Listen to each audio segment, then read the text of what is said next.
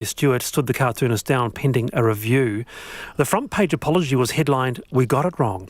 However, Garrick Tremaine has seemingly hit back by drawing two more cartoons, this time for his own website. One of them, called An Ode to Capitulation, has an image of a man under a bus with the words, "An editor so timid, spooked by PC fuss, tossed his ace cartoonist underneath the bus." So where do editorial cartoonists draw the line with the subject of the detailed podcast on RNZ just today? Now, Ian, you're based in Dunedin, so you'd be well placed to know how the locals reacted. What do you think? Yeah, well, people broadly reacted very badly to that cartoon, and it wasn't just a PC thing. It was very badly timed, and it wasn't, in my view, very at all well thought out. It was just trying to get a cheap laugh in a very crass way, and it just really rebounded badly for them. Samoan community rightly were really upset and angry about it, and other people just thought it was terrible. And it wasn't the first time either that Tremaine had been caught in that situation. It really was. And then, of course, the staff of the ODT themselves and the public kind of, the editor was caught in a pincer movement between his own people and the external, his own readers, and so they had no choice really. So I'm not surprised. Has it been confirmed that they're not going to run his cartoons anymore, or is it's still to be decided? Still pending review. Yeah. But Heather, what are your thoughts on this? I mean, where do editorial cartoonists draw the line, as the detailed podcast said? Yeah, what is the line? Well, I'm not sure. It's a fine line, isn't it, really? One day something seems funny and another day it's unacceptable. And I think you've got to have the wisdom of Solomon sometimes to tread that line. So it's tough. But in this situation, I think that the editor was right to issue that public apology. There was a backlash. It was clearly obvious that a community standard, if you like, had been breached. Can I also say that one of the strongest comments I thought came from a Samoan leader, a friend of mine, who said, look, cartoons like this are meant to punch up, not punch down. And by which she meant, you're meant to be holding the powerful to account, not picking on people who got their kids dying of measles. I just think that's a really your powerful children. comment. Yep. End of story, Heather, right? That is a key message. Maybe we could do a cartoon around that, perhaps. That's right. Yeah. My dad bought a mustard-coloured Holden Commodore on his retirement. He loved that car. The Golden Holden was always the first choice for any of the family wanting a car. And just briefly, on a final note, Time magazine has made teen climate change warrior Greta Thunberg its Person of the Year. Her message and addresses have also sparked the scorn of climate change skeptics and politicians around the world. But she's been feted by many, of course, has she not? Do you think, both of you, she's worthy of Time's Person of the Year title? Ian Talfer. Totally. Yes, absolutely I do. I think she was more warranted than Obama got the Peace Prize, didn't he, for not doing anything. And look, she's done two things. She's made people around the world listen to scientists, and she's made people around the world listen to young people. And for that alone, I give it to her. Heather, briefly? I'm not sure. I think we need to remember that the concept is actually about the man-woman thing or group who's been better or worse, most influential in the outcomes of the year. So Heather Roy, people should judge. Wonderful to have you both on the you. show. Thank you very much for being with us. I'm Wallace Chapman. Checkpoint next with the latest on Whakaari, White Island and into the evening. See ya.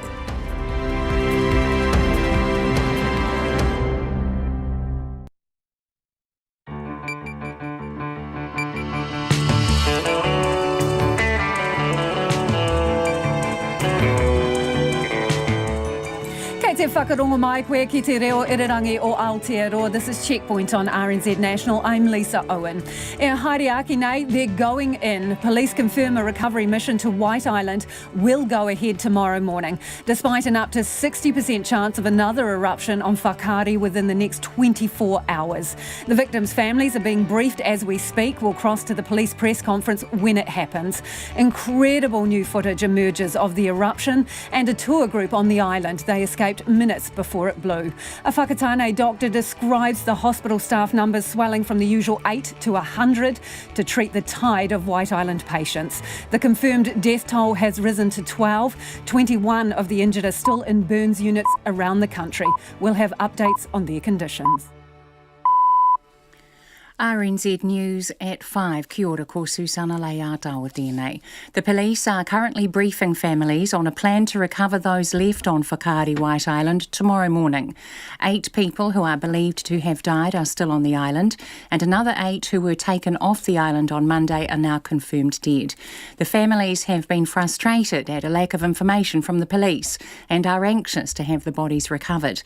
Some local helicopter pilots sought permission to launch a private recovery, but were turned down by the Police Minister, Stuart Nash. The Police Deputy Commissioner, Mike Clement, said earlier today his preferred option is to get in and out as fast as possible. But he said the more time the recovery team can spend gathering evidence, the more chance they have of confirming the identities. GNS Science says the island is getting more and more dangerous and it would not let its staff into the area where the rescuers will have to go. Scientist Graham Leonard has just told a news conference that the likelihood of another eruption has increased since yesterday, and GNS has designated the area where rescuers will have to land a red zone.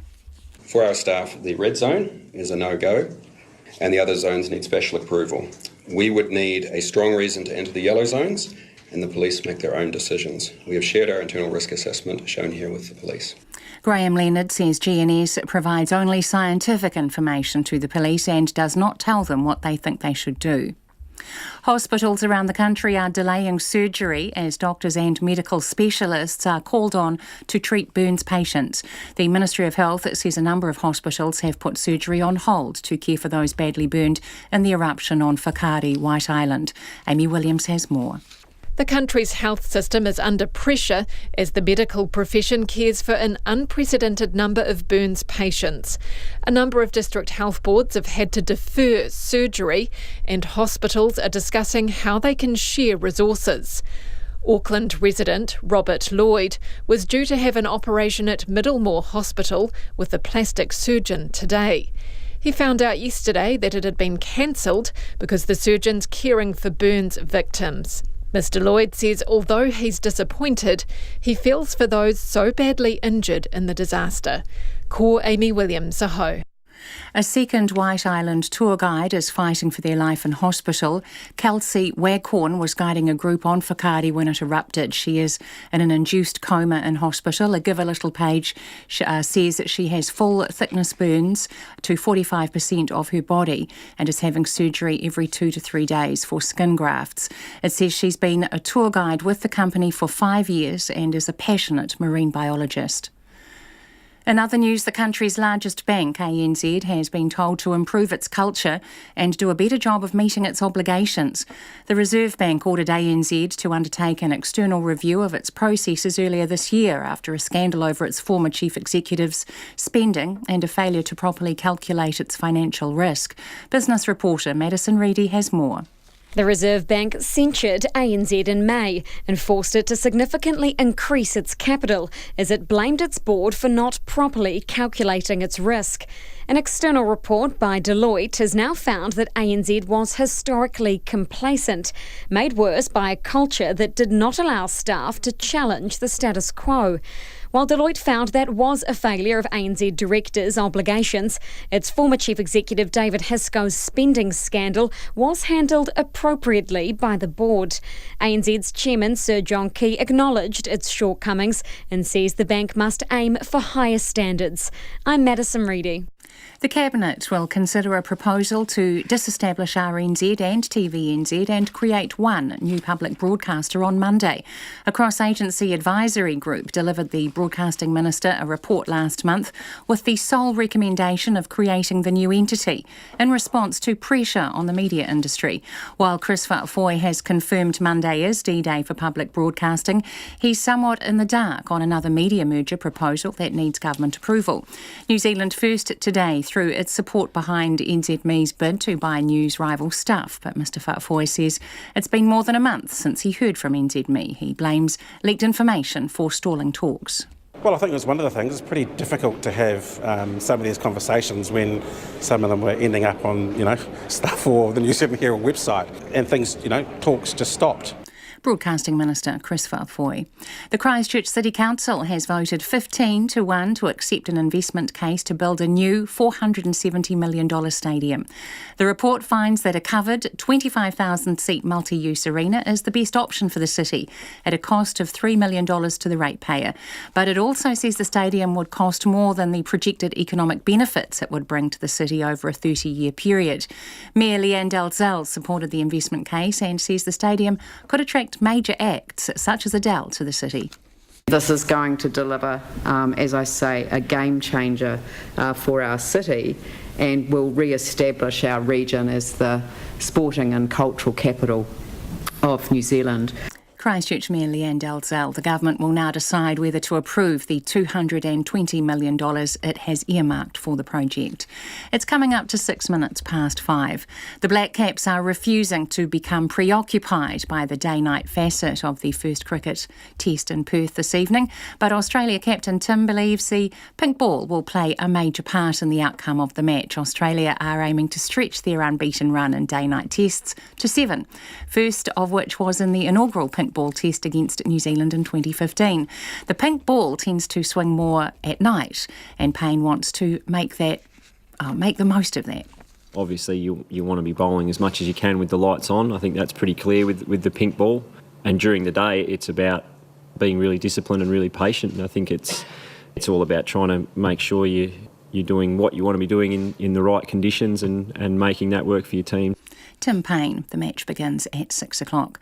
Scott Robertson may have missed out on getting the All Blacks coaching job, but could be named Coach of the Year at the New Zealand Rugby Awards in Auckland tonight. Robertson's in line for the award after guiding the Crusaders to a third straight Super Rugby title. Bowden Barrett, Anton Leonard-Crown and Ari Savir are up for the All Blacks Player of the Year, and Kendra Coxedge, Aisha Leti'i-Inga and Charmaine McMenamin are up for the Black Ferns Player of the Year. The All Whites midfielder Sarpreet Singh will have to continue to wait to make his debut for the German football club Bayern Munich after having to sit on the bench throughout the side's 3-1 home win over Tottenham Hotspur. Both sides had already secured their places in the last 16. That's the news. Family and community reflect on the Whakaari White Island eruption. Yes, we're grieving. Yes, it's tough. Yes, we're frustrated, but hey, we're all human, and just talk to us. This is the first time it's happened, and it's devastating for everybody. The nature of these burns is quite unique in that there's the sort of the hot gas aspect of it, and also some of the chemicals that were in the gas and water that created the burns. Morning Report, weekdays from 6 on air and online. Then on 9 to noon, a look at Russia's 4-year world sports ban. Is it a political conspiracy or has Moscow got off lightly? And after 10, lawyer Rob Billett on his 20-year battle with chemical giant DuPont over poisoned water. Join me, Catherine Ryan, on 9 to noon after Morning Report on RNZ National. Now the short forecast from Met Service till midnight tomorrow. Northland and Auckland, isolated showers tonight, otherwise fine. Waikato to Taranaki, also Coromandel, Bay of Plenty and Central High Country. Fine spells, however, scattered showers this evening with thunderstorms and localised downpours possible inland. Rain in the west tomorrow evening. For Gisborne and Hawke's Bay, cloudy periods and scattered showers tonight, becoming fine tomorrow, apart from isolated afternoon showers. Wairarapa, cloudy periods, drizzle possible this evening. Whanganui to Wellington, mainly fine, scattered rain tomorrow evening. For Nelson, Marlborough and Canterbury, mainly fine, isolated afternoon showers about the ranges and areas of low cloud in Canterbury. Bulla, Westland and Fiordland, fine tonight, rain developing tomorrow morning, easing to a few showers by tomorrow night. Otago and Southland, fine spells, scattered showers, some heavy this evening, isolated thunderstorms about Southland and inland Clutha tonight. Chatham Islands, low cloud and occasional rain. RNZ National, it's 9 minutes past 5. Thanks, Susanna. This is Checkpoint and I'm Lisa Owen. After days of planning and risk assessment, police say they will return to Whakaari White Island tomorrow morning to bring back the bodies of those still there. The death toll from Monday's eruption stands at 8, with 2 more people dying in hospitals last night. 8 people remain on the island, missing, presumed dead. It has been a harrowing few days for their friends and whānau, with growing frustration over police refusing to go back to the Island until a safety plan was in place. Police Deputy Commissioner Mike Clement is now briefing those families on the return plan and will speak to media when that wraps up. We will bring you the latest as soon as it's available. The police recovery plans come despite GNS putting the likelihood of another eruption in the next 24 hours at 50 to 60%. GNS says the status of the island remains highly volatile and the likelihood of an eruption is up from 40 to 50% yesterday. This afternoon, senior scientist Graham Leonard showed media a map indicating the level of risks relevant to each area on Whakaari White Island. Every time GNS goes to the island, we use these risk assessments, even when the risk is very low. These zones are based on the likelihood of eruption that I just gave you, and the risk increases towards the crater and decreases out to sea.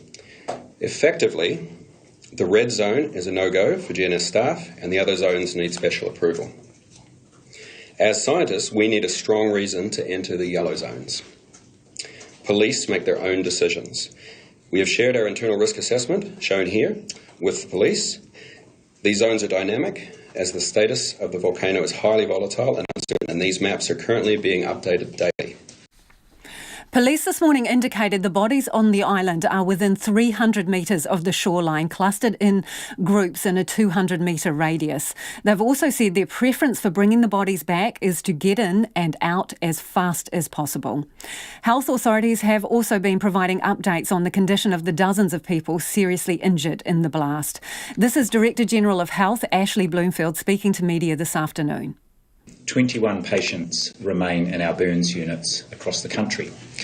The repatriation to Australia of Australian citizens has been going exceptionally well, and this has taken significant pressure off our burns units. And over the last 24 hours, 4 flights have taken place, and another 4 flights are planned for today. So 7 Australian patients have so far been returned to Australia in intensive care capable aircraft, and 6 further patients are planned to be transferred in the following 24 hours. All patients who have been transferred to Australia are being cared for in specialist burn centres in Australia. The repatriation of remaining Australian patients will occur as their clinical state permits, and there is a very close liaison between our clinicians here and those in Australia at the receiving centres. The patients remaining in our burns units include 2 New Zealanders and a mix of other nationalities. They continue to require the highest level of care, and a small number are very unwell. Our intensive care and burns teams throughout all of the burns units continue to work around the clock, putting in huge hours and showing, as we know they do, an unbelievable commitment to ensuring the very best care for patients. And that's the Director General of Health, Ashley Bloomfield. Meanwhile, incredible new footage has emerged showing seemingly idyllic conditions as sightseers wandered around White Island before Monday's lethal eruption. The video taken by one of the tourists, Alessandro Kaufman, tracks the first tour group happily hiking to the crater and back, taking in the sights and snapping photos, oblivious to the imminent danger. They were only just back on their White Island tour boat in the bay when Whakaari unleashed.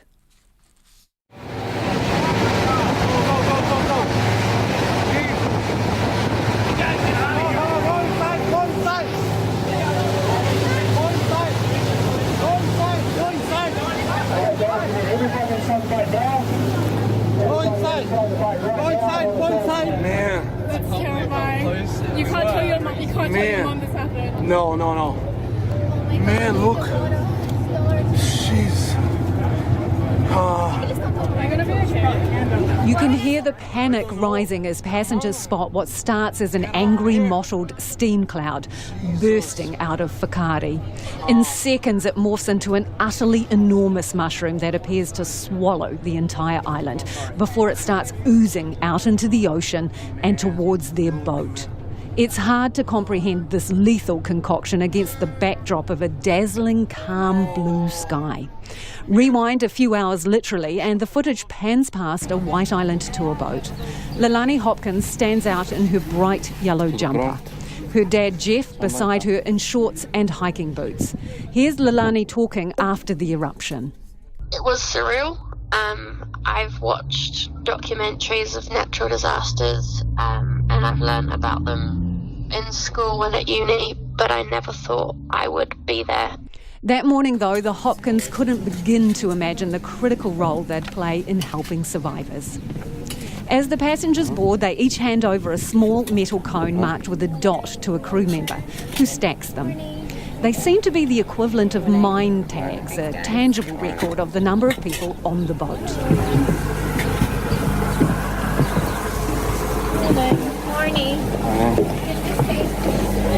The next images, the wash from the tour boat as it cuts through the bright blue-green ocean. White Island in the foreground growing larger every second. A gentle steam cloud topping off Whakaari. The engine slows and the guide's commentary kicks in. Okay guys, welcome to Whakaari, White Island. Just coming under works maybe guys, we're going to get that place together on one of our moorings. While we do that, I'll just quickly give you a history of the island. It's estimated to be between 150,000 and 200,000 years old. Crew members decked out in blue and white striped tops and orange hard hats are easy to spot. The sightseers wear yellow helmets and they're loaded into inflatables and head the couple of 100 metres to shore. Here's Lilani again. Because I get real bad seasick. Me and my dad were on one of the first boats off and onto land. So we were in the first tour group that walked around. The camera pans to another reasonable-sized boat anchored a few metres away. The man behind the camera is Alessandro Kaufman from Brazil. You can hear him as he walks up the path towards the crater through the charcoal grey, barren, lunar-like surface. A cluster of other tourists are headed in the same direction. They're a few metres ahead. The moody landscape is highlighted with specks of canary yellow. The hard-hatted tourists moving closer to the crater. What looks like crisp white steam clouds waft out of the belly of Whakaari. And the wind is picking up. A guide fires out facts and warnings.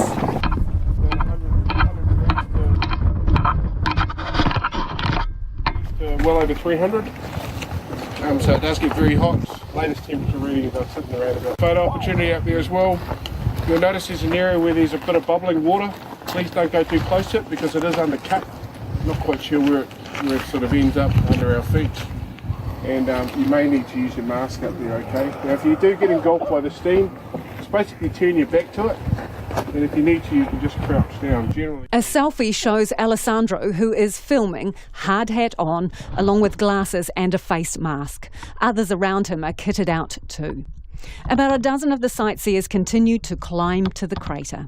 Next scene, they're milling, looking relaxed, just a few steps from the edge of what looks like a pond of steam. It was a lot smaller, obviously, when it first started. Basically what happened, the creation of this was caused by the magma chamber coming up very close to the surface, flowing or busting through here. It burst out on the right-hand side over there, and there's a watercourse runs down the the northern side of the inner crater. The crater lake level sat there for about 2 years. They walk between copper-coloured rocks that are stained bright yellow at their edges. Water flows between them. It's green. A little bit worried why it's going green. You can hear hot water puddles bubbling. The video jumps ahead and they're back near the sea. It's utterly picturesque as they reach the jetty. The pickup boat's heading in to collect them. The camera does a complete 180 and catches the stragglers bringing up the rear before it tilts down to Alessandro's watch. It's about 11 minutes to 2. 22 minutes before White Island goes up. Essa daí é uma das poucas oportunidades que você tem para ir direto quase na cratera ali do vulcão. Na cratera, né? Você fica. This tour group makes it safely back to their boat. Then this, against the backdrop of a roaring boat engine and an almost cloudless sky. A cloud starts to unfurl from the centre of Whakaari. You can hear muffled cries of, "Oh my God, go, go, go." Get inside as the toxic cloud seeps across the island towards them. Man, that's terrifying. You can't tell your mum. You can't tell your mum this happened. No. Man, look. Jeez. Filming continues inside, and you can see the reflections of passengers lined up along the windows. The enormous grey cloud has now all but swallowed White Island. They motor a safe distance away before appearing to double back. The boat that had been anchored alongside them is still there, glazed in ash. The camera moves to the jetty on the island. You can just make out a group clustered there. A call goes out to Coast Guard, and passengers can be heard asking for inhalers.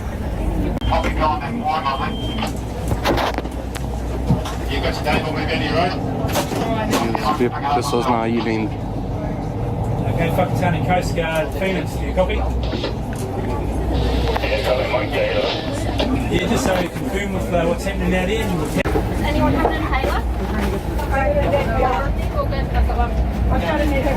I've got one.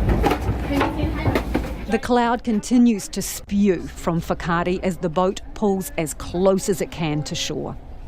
Crew members race to launch the inflatables and head straight to the jetty. The footage cuts out here. But we know severely injured people were brought on board.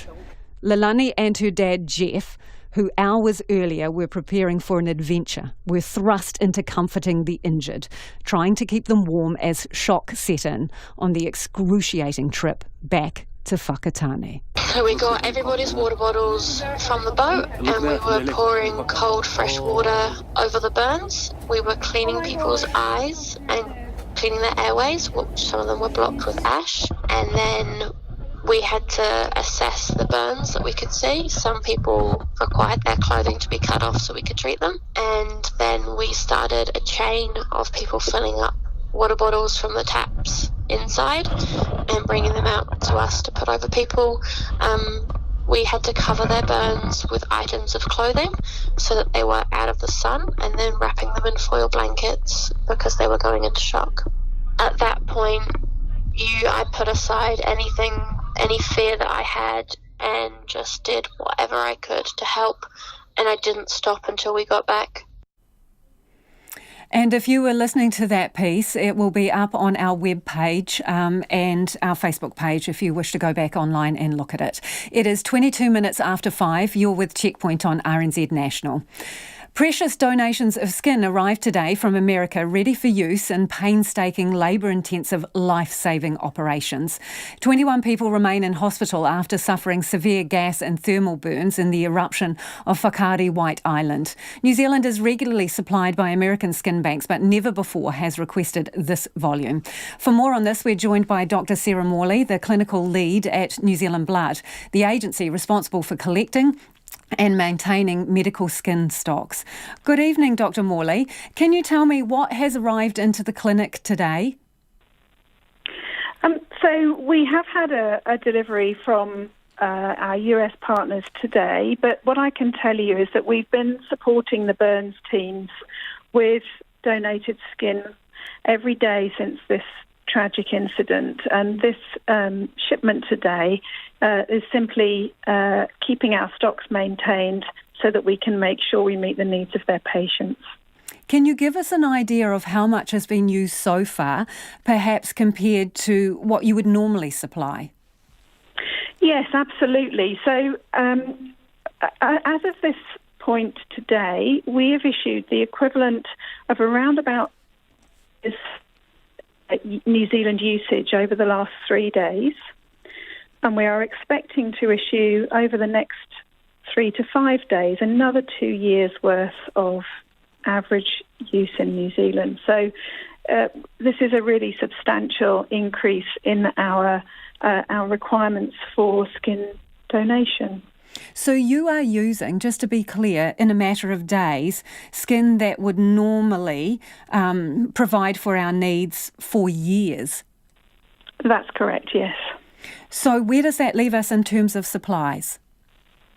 Well, the good news is that because we have long-standing partnerships with some skin banks in the United States and in Europe if necessary, we're quite confident that this will not impact our ability to supply usual New Zealand patient needs over the coming year. The key thing from our point of view is that we're working really closely with the burns teams, liaising with them regularly each day to make sure that we can plan and manage the skin for these critically ill patients injured in this tragic incident. I know cost is not an issue here, that we were told by the Director General of Health that the cost has been signed off. But can you give us a bit of an idea? What does it cost to get skin in, to buy skin? So the cost to import skin is of the order of between $3.50 and $4 per centimetre squared of skin. So we are talking about a costly product, but equally one that is considered cost-effective and beneficial for patients. And that's the most important thing, is that the cost is offset by the advantage it gives to patients in terms of improved recovery. But in terms of the volume that we're expected to use, we're talking about millions, aren't we? In terms of the cost of it. Yeah. So, yes. Look, people would probably know about donor organs, being able to give vital organs. But what would you say to them about skin? Because the skin comes from donations, doesn't it? It does. And the skin comes from donations from our deceased donors, from our New Zealand donors. It's predominantly where families have agreed to the donation of organs and tissues from their loved ones after they've died. And I think one of the key messages we would like New Zealanders to take away around this issue is that skin is an important tissue. It is an important gift from donors, and that it's also really important that we have New Zealand donors who help us in this way to manage patients who need organ transplantation, but also many other treatments, including skin, for treatment of burns patients. I think if I could ask anything of New Zealanders at the moment, I would ask them to have to think carefully about whether they would like their tissues and organs to be used to help others after they die. And if they have that, if they reach a conclusion, to discuss those views with the people that they love and share their views so that everyone in the family knows where they stand. That kind of thinking now can really help the right decisions to be made at times of stress and difficulty. And it really does help promote and make people think more widely about organ donation and the benefits of it, and that would be a very important thing for every New Zealander really to think about. Thank you so much for your time this evening. That's Dr. Sarah Morley, who's the clinical lead at the New Zealand Blood Agency, and they're the ones who are responsible for collecting and maintaining medical skin stocks. In other news, the government's moved one step closer towards the Northport proposal, but with a strong message it will work much more closely with key partners like the port owners and operators. Cabinet ministers want more work done on the proposal to move Auckland's freight operations progressively to Northland. The recommendation is from the working group established to consider the best configuration for the Upper North Island ports. The Transport Ministry will now do more work on funding and financing options, governance and commercial considerations, and a range of other factors. Here's our political editor, Jane Patterson. It's a massive project with a $10 billion price tag and several competing commercial and government interests. Cabinet's decided it can't proceed without more detailed analysis and without the buy-in of the Auckland Council and the port companies themselves. Associate Transport Minister, New Zealand First MP and Chief Cheerleader Shane Jones is at home on bed rest after a health scare at Parliament. His leader and Deputy Prime Minister Winston Peters was pulling no punches on his behalf about the Cabinet decision. What would you do if it was Lee Kuan Yew was here, or if it was Taiwan, or dare I say China? They'd get on with it and do it in the interest of the economy and the people, not stand around staring at the curtain, so to speak. He believes his government should just get on with it. There have already been 17 reports on that matter, and I don't think it's anything other than Norman Kirk would describe as paralysis by analysis. His colleague and Transport Minister Phil Twyford didn't have much to say in response. I'm not commenting on the Deputy Prime Minister's comments. He's perfectly entitled to express his views. But he did say it's too big to rush. This is probably the biggest infrastructure investment that New Zealand will make in a generation. So we want to get it right. A blunt message, though, from the head of the working group, Wayne Brown. Get on and do it. The public have worked it out. It should have been done years ago, and the Shipping Federation give Auckland Port 10 years. So that nonsense about taking 30 years, they've got to do something soon. Nationals leader Simon Bridges says the $10 billion price tag would be a big hit on the government's books. They make this decision, they won't have a single bean left from their infrastructure spend up. So, they can only spend this borrowed money once. And he questions the government's ability to make Northport a reality. These guys can't deliver. They are unrealistic, they're pie in the sky, they come up with a lot of stuff and they're always short on the implementation and the delivery. I mean, this thing is fraught with issues. The working group says if the Auckland Council and ports can't make it happen on their own, the government should legislate over them. The Cabinet paper accompanying the formal release of its report says those key stakeholders must be on board if the project is to succeed, and the level of engagement needs to improve. The Auckland Mayor Phil Goff says there are private property rights at issue, even with council ownership. If this port was owned by individual shareholders on the stock exchange, nobody would be talking about confiscating it without any compensation. And what Treasury and the Ministry of Transport are effectively saying is, that sort of nonsense that would just take the property rights off them, you can't do that. The Finance Minister Grant Robertson says compensation isn't something he's specifically considered. One of the issues we've got to look at is the overall impact on Auckland. That is actually a very important issue for us. I haven't particularly turned my mind to compensation, but clearly there are a range of issues that need to be investigated further. But that compensation could potentially blow the price tag out significantly given the values that we've already had ascribed to Look, I think what's really important here is that we work together with Auckland City and the ports of Auckland around their future. The ministry will now take over the analysis work and will consult with the Infrastructure Commission. Cabinet wants its report by May. Northport says it's ready to meet with Ports of Auckland and Port of Tauranga to discuss the future of freight for the North Island. In a statement, its chairman Murray Jagger says the public release of the report gives it confidence to talk about the potential opportunities. Ports of Auckland and Port of Tauranga declined interviews. From Parliament for Checkpoint, Jane Patterson.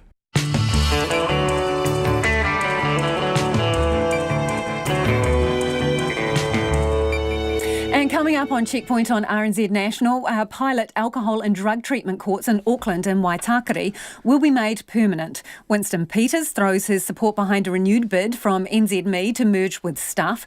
And in the last hour, Deputy Police Commissioner Mike Clement has met with the families of the victims of the Whakaari White Island tragedy. He is about to hold a media conference about tomorrow's recovery operation, and we'll go to that press conference live. We'd love your feedback on anything that's been on the programme so far this evening. Let us know. Do you think we need another report on the port in Auckland before it moves? And should it go to Northport or somewhere else, or stay exactly where it is? Text us on 2101. You can tweet us at Checkpoint RNZ or send us an email, checkpoint@rnz.co.nz. Time for the headlines now with Susanna. The police say they will go on to Whakaari White Island tomorrow morning to bring back the bodies of the 8 people presumed to have died when the volcano erupted. The confirmed death toll from Monday's eruption stands at 8 after 2 patients died last night. But GNS Science says the likelihood of another eruption has increased, and they have designated the area where the rescuers will have to land as a red zone. Specialist medical teams will travel here from the UK, the US and Australia to help with patients severely burned in the blast. 21 patients are being treated in the country's burns units, 16 of whom are in a critical condition. 6 of them are to be repatriated to Australia in the next 24 hours.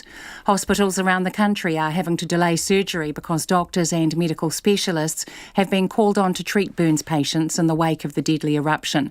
Health boards are discussing how to share their resources to minimise disruption and manage the pressure on staff.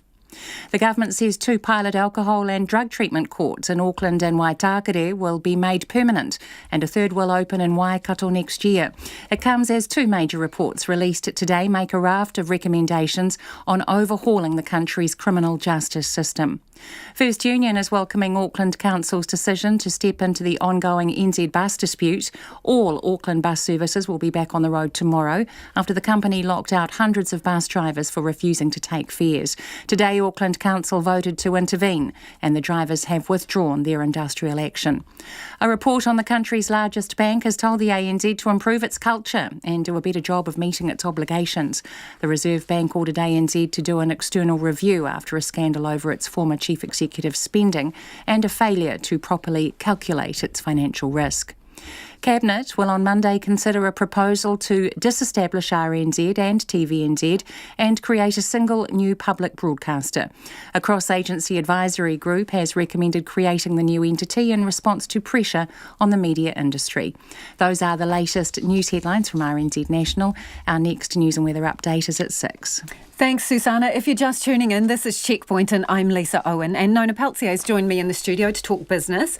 Nona, so a review of the ANZ Bank's, the New Zealand ANZ Bank missteps over the past year. It's been released. I mean, what details in that? Well, there's been a few missteps over the past year. It wasn't the best year for the bank, that's for sure, in terms of their interaction with their customers. First of all, early on in the year, they upset the Reserve Bank by keeping too little money in their reserve, which they're hard to keep for, to reduce financial risk if there was a big downturn or what have you. And so they had not been calculating it correctly. And at that time, the chair of the bank, Sir John Key, said, it was a mistake by a junior member of staff. Okay. Then they had to get rid of their chief executive, David Hisco, who was claiming personal expenses as business expenses, which he said he was entitled to do. But somehow the directors didn't know about this. And when it was discovered, he had to go. So he left. And later it was discovered that before he went, there was also another matter of him or somebody selling a house to his wife at a very nice price. And so all these matters raise the alarm bells with the Reserve Bank, because the question is, are the directors doing their job? Like, shouldn't they have really good oversight over this? And do we know the answer to that? Yes, we do know the answer to that. They've been told to improve, do a much better job, because while they didn't find any wrongdoing in the sense that with David Hisco's expenses or that the transaction to his wife was at arm's length, they were still very concerned about the lack of control. They had to improve their culture, and they thought that one of the reasons why these sorts of things happened were because people were afraid to put their hand up and say, there might be a problem here. And so they need to improve. And certainly the Reserve Bank is going to be keeping a close eye on whether they do. They're going to be watched over carefully over the next year. And, it's also a lesson to other banks. So the big can be scolded, and the smaller ones better pay attention, because the Reserve Bank does, is going to take action for sure. Okay, as we prepare for the season of feasting, food prices apparently have dropped a bit leading into Christmas. So what's cheaper, Nona? Some things are cheaper. Strawberries, you might have noticed, are plentiful. And I was just out in the newsroom, and they are apparently quite sweet as well. Yes. Kiwi fruit, though, is a bit more expensive. So if you've got a pavlova and you want to top it up with the old, kiwi fruit strawberries, you're going to have to pay a bit more for kiwi fruit, because the price of that is up 2/3 on last year. And strawberries are down 1/3. So, those are two comparisons there. On prices can vary. Grocery prices were, very little changed as the holiday season approaches. Meat prices were also interesting.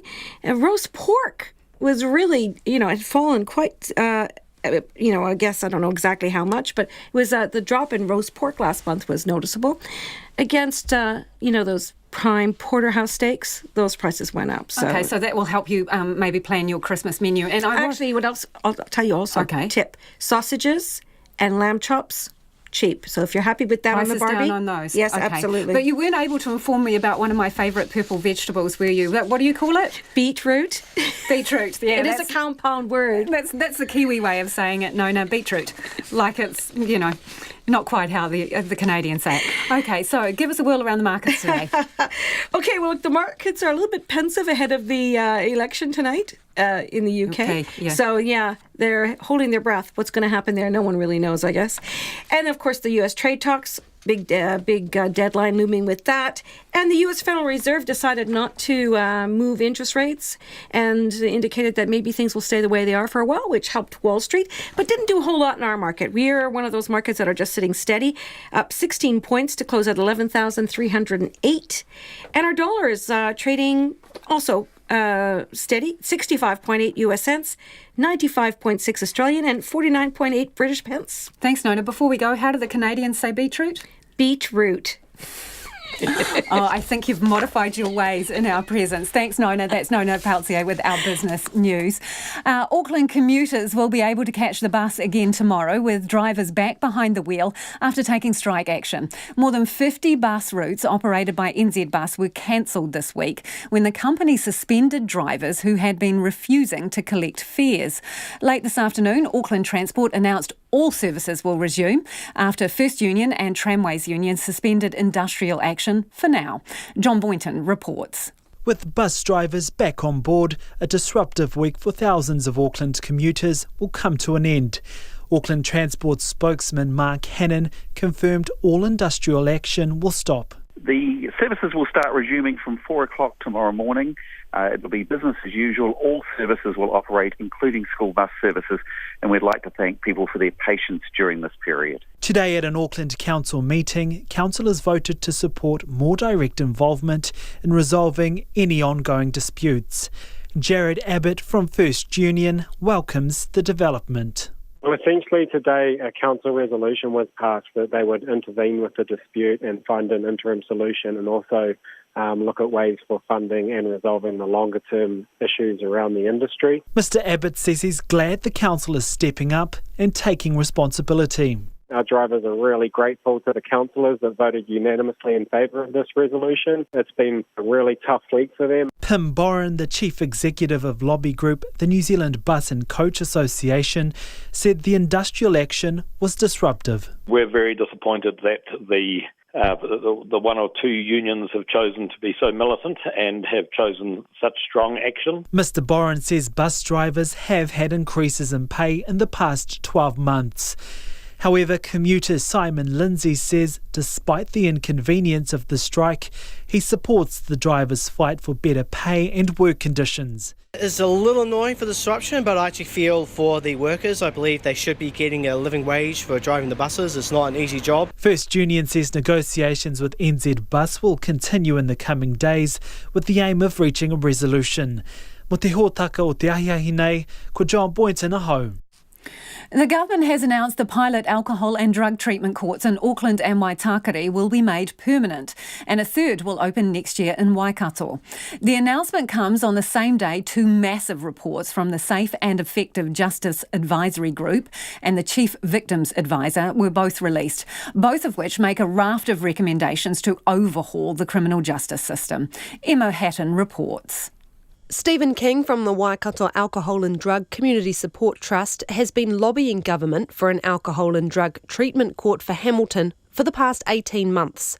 He was told this morning one was finally coming. It's really good news. Not all people who find themselves drug addicted need to serve a time in the justice system. There is a group of individuals that a rehabilitation option is a far better option. Drug and alcohol abuse is closely linked to crime, with 87% of prisoners experiencing a drug or alcohol problem in their lifetime. Those who participate through the AODT courts are 23% less likely to reoffend for any offence and 25% less likely to be imprisoned because of their reoffending. Mr King says their effectiveness is testament to the hard work that goes on behind the scenes. The participant is entering into a commitment. No escape, no ticking boxes. This is the real deal, rehabilitation. In exchange for my sentence will be reviewed and lessened. In some cases, you get reports where actually rehabilitation is tougher than going to jail. The link between alcohol and drugs and crime was one of the main recommendations made by Te Uipu Hāpai I Te Ora, the Safe and Effective Justice Advisory Group, which released its final report today.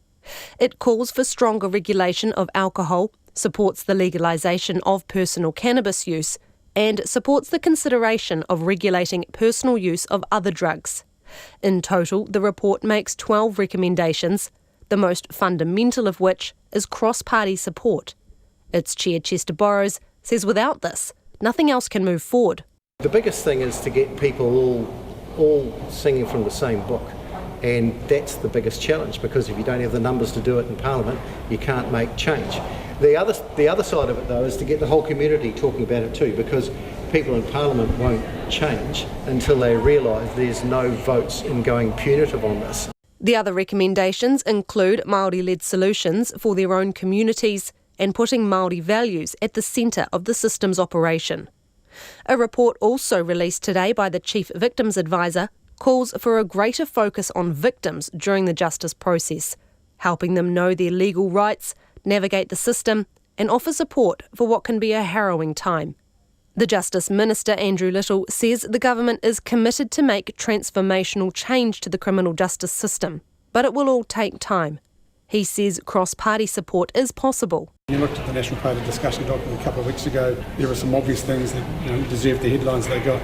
But actually there's some stuff in there that is entirely in keeping with an approach that is about taking those offenders who we know we can change, putting the time and effort into changing them and getting them out of the system, being good productive citizens. We want to do that. However, the opposition leader Simon Bridges says there's little to agree on, and the report's soft-on-crime approach isn't something his party will support. For Checkpoint, Emma Hatton. It is 6:15. I'm Lisa Owen and you're with Checkpoint on RNZ National. Let us know your thoughts on that. Is it a soft-on-crime approach? Who do you agree with? Do you think it's possible to get cross-party agreement on what to do to make an effective justice system? You can text us on 2101, tweet us at Checkpoint RNZ, or you can send us an email. checkpoint@rnz.co.nz is our address. The fate of Brexit is hanging in the balance on the eve of Britain's general election. If the Prime Minister Boris Johnson wins a majority in the House of Commons for his Conservative Party, then Britain will leave the European Union in January. But if the Conservatives don't have a majority after the votes are counted, then the fate of Brexit is unclear. The party leaders have been making last-minute efforts to win over the voters, as the BBC's Laura Koonsberg reports. Mrs Monaghan at number 8 was the Yorkshire Tory voter with an unusual milkman this morning. Oh, so nice to meet you, Mr Prime Minister. Nice to meet you. What are you doing outside early? Bring you your milk. We bring you your chocolate milk, orange juice. Oh, chocolate milk! Orange juice. The last day of any election can be peak political pantomime. I'll be with you in a second. Yeah, I have an earpiece here in my hands, ready to go. Boris Johnson even retreated into a giant fridge when a reporter tried to persuade him on live TV. Don't be mistaken though, this is an intensely serious election. The choice emblazoned everywhere at every stage of the Tory campaign: leaving the EU next month or the path to another referendum. You've been in trouble a lot of the time in this campaign for not being completely straight with people. And this week a lot of people looked at how you reacted to something that happened in the NHS and just thought it didn't look human at all. Well, I think that anybody who experiences bad time in the NHS, have my full sympathies. And we've all been there, and that is why I want to concentrate on getting cash into the NHS now. Do you think you deserve to win? It's only if you get Brexit done that you can move the country forward. And to answer your question, I do think that we have the best programme for the country, Laura. Yes or no, do you think you'll be moving back into number 10 on Friday? It's very, very tight. It could well be. You must have a hunch though. You must have a hunch. Well, I think you've seen what the polls say. We all remember what happened in 2017. Of course, we're fighting now for every vote. But his frantic travels to sell his Brexit deal are the target for all the other major parties. Joe Swinson! The Lib Dems have been trying to win you round, promising to do everything they can to stop him. I'm excited about these final hours of the campaign because they can make a crucial difference whether or not Boris Johnson will gain a majority or whether we have the real chance to stop Brexit. Everything to play for in these final hours. Others are trying that side of the argument. But this election isn't just about the shape of our relationship with the EU, but the United Kingdom itself. And the SNP leader, Nicola Sturgeon, is campaigning in Edinburgh. Favourite vegetables? If no one gets a majority, Nicola Sturgeon senses a chance for independence. There's a really important choice to be made. If we don't want to be waking up to a 5-year Boris Johnson government, then in Scotland voting SNP is the way to lock him out of office, to escape the Brexit mess and to make sure we take our future into our own hands. There's only one other contender for the biggest job of all, though. For Jeremy Corbyn and his devoted followers, perhaps smaller crowds this time. Prime Minister Corbyn. This is their chance, though, to make the words of this anthem come true. Remember, this election has been happening on phones and online as well as the platform. Yes, I've not come here to deliver milk or to hide in a fridge. Labour's offering another vote on Brexit with the chance to stay or leave, and a major change of direction, a much bigger state. Very much the last-minute scramble. How do you feel today? Absolutely fine. We've been in 82 constituencies now, a few more to go, travelled all around the country, and the enthusiasm of our party supporters and workers to get out there and get a message is incredible. What about your own candidates? I mean, lots of people we've heard around the country are really worried about it. They're worried about what's going to happen in parts of the country like this. You show me a candidate in an election that isn't worried on any party. Well, I tell you what, we're going to win this thing. We've heard voices round the land expressing frustration, maybe fear, that the choice before them just doesn't live up to the scale of what lies ahead. And that was Laura Koonsberg reporting. Hawke's Bay's leaders say a new social housing package will help it reach their goal of ending homelessness within 5 years. Housing Ministers Megan Woods and Nanaia Mahuta were in the region today to announce the government will build 160 new homes in Hastings in the next 18 months. It comes as around 1,000 people in Hawke's Bay are living in emergency or transitional housing following a dire shortage of affordable homes or rental properties. Anusha Bradley reports. Hawke's Bay's housing crisis has worsened since 2016 thanks to population growth, more seasonal workers, higher property prices and fewer private rentals. It's estimated there's a shortage of between 300 and 500 affordable homes. Hastings Mayor Sandra Hazelhurst says the region's leaders decided they could no longer wait for help, so got together in April to develop a housing plan to ease the pressure. It's a really collaborative process. It's between both Council, the Crown, iwi, and they've been in a room now for the last 6 months working out how we could bring more homes to more of our people. That plan received the government's blessing today. It will include 22 Papakainga homes on Council, Māori and Crown-owned land.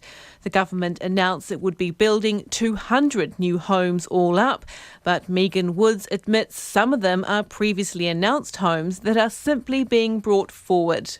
I'm just going to be crystal clear. What we're announcing today is 27 new homes will be built by June 2020, a further 63 by December 2020, a further 70 by June 2021. So that is an extra 160 homes that we'll have here in this area that has real need by June 2021. Temporary porta cabins will also be placed on existing properties to ease overcrowding in some homes.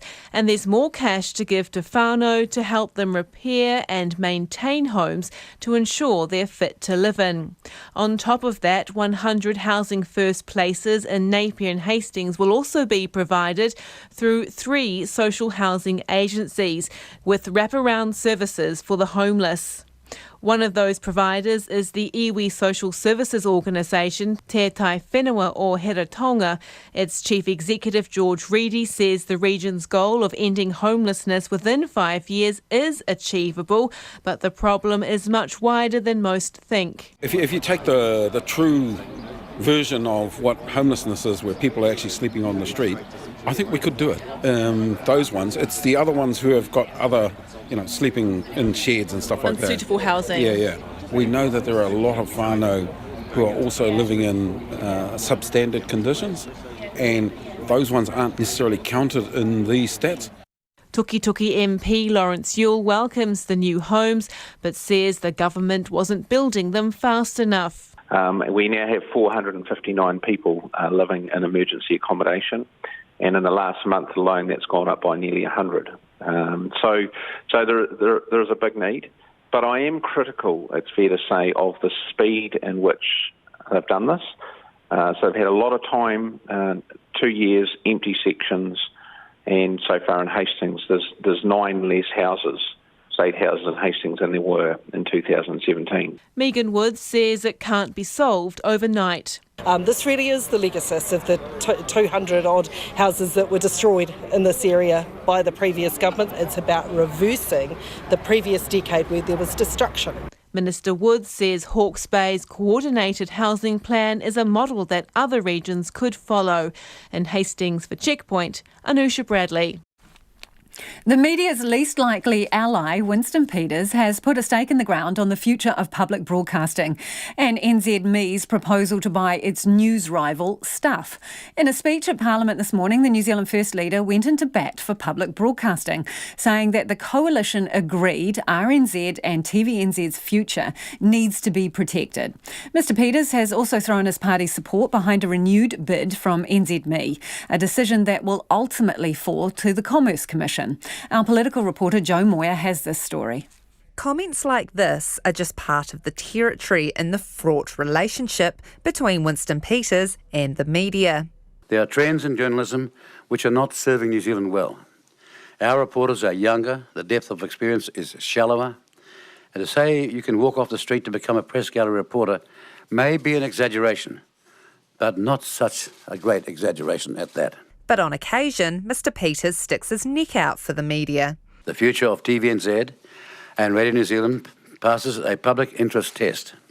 It has been New Zealand First policies and position to support a strengthened public sector media. For this reason, we welcome the initiative of Minister Rahui to progress work in this area. Ministers are set to consider a proposal to disestablish RNZ and TVNZ and create one new public broadcaster. A cross-agency advisory group delivered the Broadcasting Minister a report last month, with the sole recommendation of creating the new entity in response to the major pressures bearing down on the media industry. Mr Peters says it's vital that RNZ and TVNZ's national voice be preserved.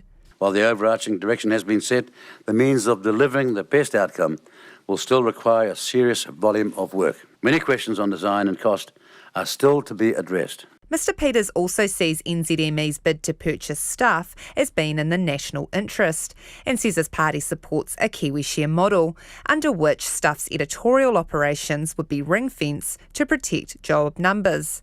NZME's Chief Executive, Michael Boggs, has welcomed the support. The key features of the Kiwi share that Mr Peters talked about today are keeping mastheads open and keeping journalism alive and well, and part of that will be around some metrics around how we perform, but importantly actually the number of journalists we have.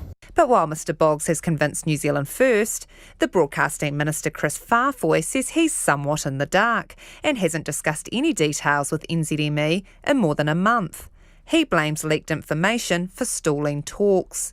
Well, I think it was one of the things. It's pretty difficult to have some of these conversations when some of them were ending up on, Stuff or the New Zealand Herald website, and things, talks just stopped. For RNZ and TVNZ, he's confirmed Monday is D-Day.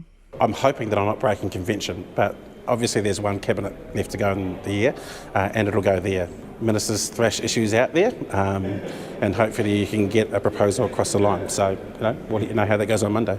One person not convinced by a broadcasting super entity is National Simon Bridges. My worry is that creates an overly powerful, monolithic beast when, what we need in the media scene in New Zealand is many voices competing and the like. Mr Bridges says he hasn't given the NZME Stuff proposal much thought, but would want editorial independence to remain between the two outlets. The Finance Minister, Grant Robertson, is tight-lipped on what funding, if any, has been allocated for a potential RNZ-TVNZ replacement. Look, I strongly believe in the strengthening of public media in New Zealand. It's more important than ever for our democracy. And so clearly there will be price tags attached to that. Exactly what they are and how that goes out depends on what we end up deciding as a cabinet. Both RNZ and TVNZ declined to comment on the matter. From Parliament for Checkpoint, Joe Moyer.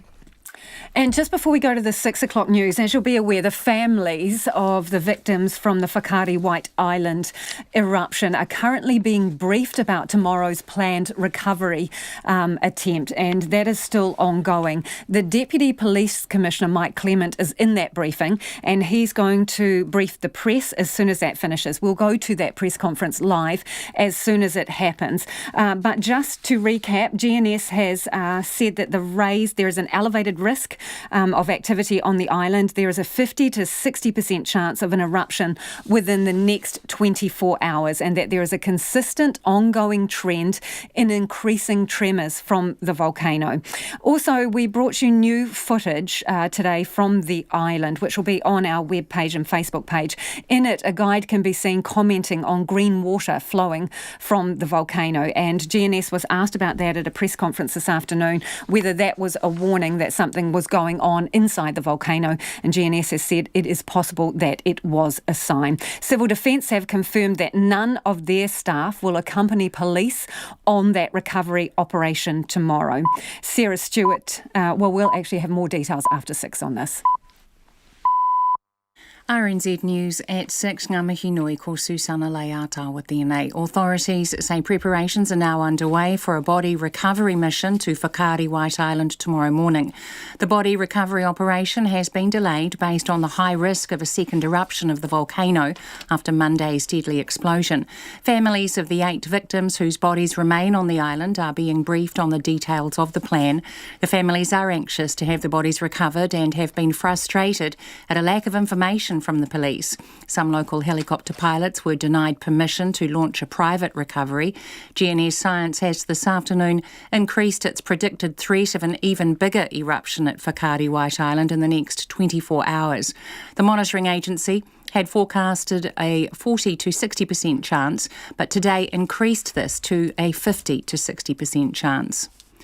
Hospitals around the country are delaying surgery as doctors and medical specialists are redeployed to treat burns patients. The Ministry of Health says a number of district health boards have had to defer surgery to care for those affected by the deadly eruption on Whakaari White Island. 21 patients are being treated in the country's burns units. 16 are in a critical condition. Auckland resident Robert Lloyd had packed his hospital bag when he learned his surgery the next day was cancelled. He was due to have a skin graft operation at Middlemore. No, I really don't expect to be seen before Christmas, not with what's going on White Island. They'll be doing, plastic surgeries after plastic surgeries, I'm sure, on multiple people. I just feel for them because they're going to be really busy. Robert Lloyd says he has been waiting for 3 months. The Ministry of Health says hospitals are discussing how they can share resources and will work directly with any patients affected. Specialist medical teams from overseas are travelling here to help with badly burned patients. A bill that deals with foreign fighters returning to New Zealand has passed its third reading in Parliament and will now become law. The Terrorism Suppression Bill is designed to manage the risk posed by the small number of New Zealanders who have engaged in terrorism-related activities while overseas. The Justice Minister Andrew Little says under the law change, the police will be able to apply to the High Court to impose control orders, which can include electronic monitoring and curfews. He says the bill is a proportionate response to deal with the risk and support the de-radicalisation of foreign fighters in a way that is consistent with New Zealand's human rights laws. The First Union is welcoming Auckland Council's decision to step in on the ongoing NZ bus dispute. All Auckland bus services will be back on the road tomorrow after NZ Bus locked out hundreds of its bus drivers for refusing to take fares. Today, Auckland Council voted to intervene in negotiations. First Union's Jared Abbott says it's been a tough week for drivers. Well, essentially today a council resolution was passed that they would intervene with the dispute and find an interim solution and also look at ways for funding and resolving the longer-term issues around the industry. Negotiations between First Union, the New Zealand Tramways Union and NZ Bus are ongoing. The Foreign Affairs Minister will be travelling to Samoa tomorrow to visit hospitals and medical teams dealing with the ongoing measles outbreak. Winston Peters will be travelling with Minister for Pacific Peoples, Aupito William Sio, and they will meet with the Samoan Prime Minister. Here's political reporter Charlie Drever. New Zealand has funded more than 100,000 measles and rubella vaccines and sent multiple medical teams and equipment to Samoa to tackle the crisis, which has claimed 72 lives, mostly children. Winston Peters says New Zealand has deep sympathy for the situation. He says the government is continuing to work very closely with Samoa and other international partners as the situation develops and needs arise. From Parliament, Ko Charlie Drever, DNA. Hawke's Bay's leaders say a new social housing package announced by the government today will help them reach their goal of ending homelessness within 5 years. Around 1,000 people are currently living in emergency or transitional housing, and it's estimated there's a shortage of between 300 to 500 affordable homes. Housing Minister Megan Woods says 160 new homes will be built in Hastings in the next 18 months, including 22 papakainga and affordable rentals. Hastings Mayor Sandra Hazelhurst says the new homes are the result of collaboration between councils, the Crown and iwi working together on a plan to address the housing squeeze. Motorists are being warned to expect a huge amount of roadworks this summer. The Transport Agency plans to do double the usual maintenance and road renewal programs around the country.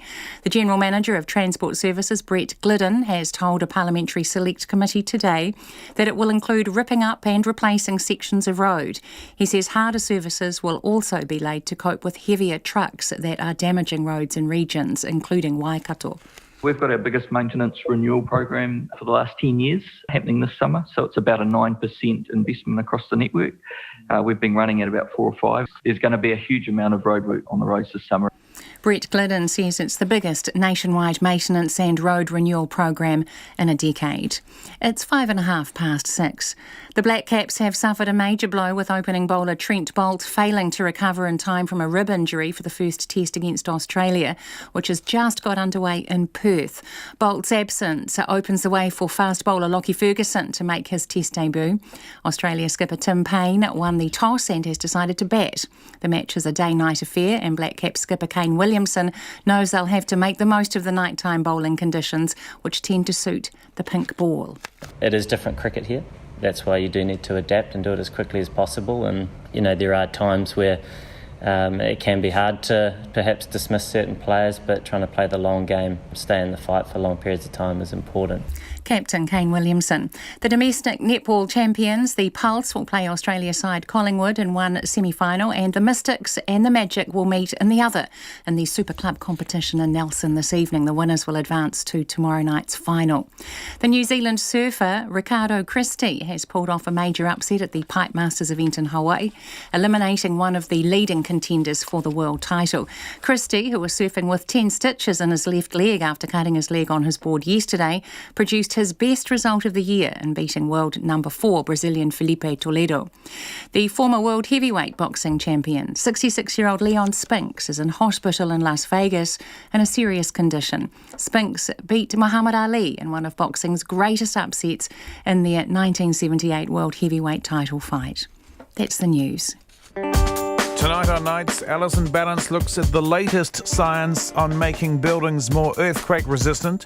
We have a window on the world of Ethiopian-born chef Marcus Samuelson. Lien Huang is on the line from Vietnam. And given there's been a fair amount of ferment there, this week's cultural ambassador Mona Lynn Courteau celebrates the music of Chile on Nights of me, Brian Crump, after the news at 7 on RNZ National. Now the short forecast from Met Service to midnight tomorrow. Northland and Auckland, isolated showers, otherwise fine.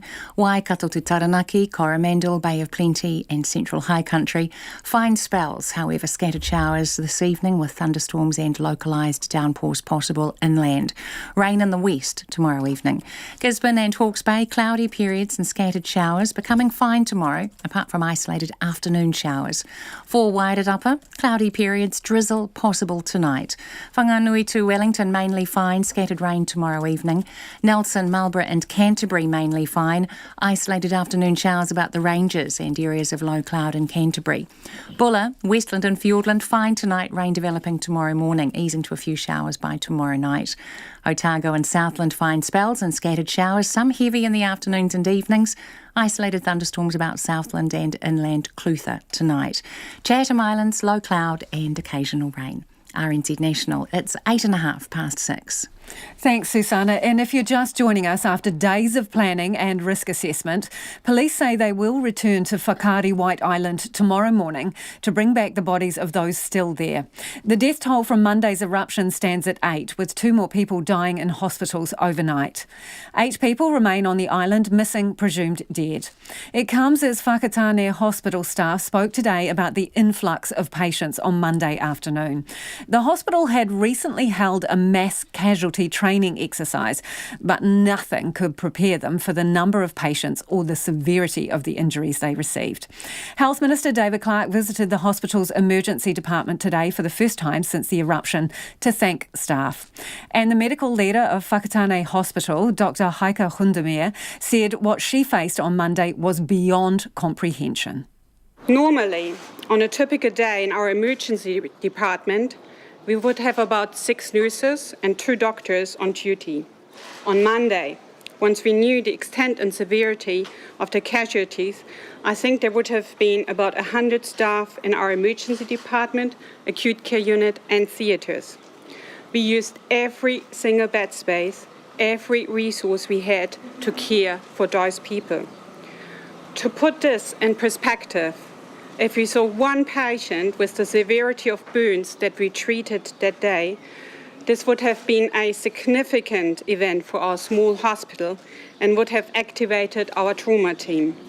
Monday is beyond anything we would have anticipated. I've worked in major centres in Germany as well as in New Zealand. I've never seen this number of critically injured patients coming into an emergency department in a short space of time. Our staff are deeply impacted by what they saw.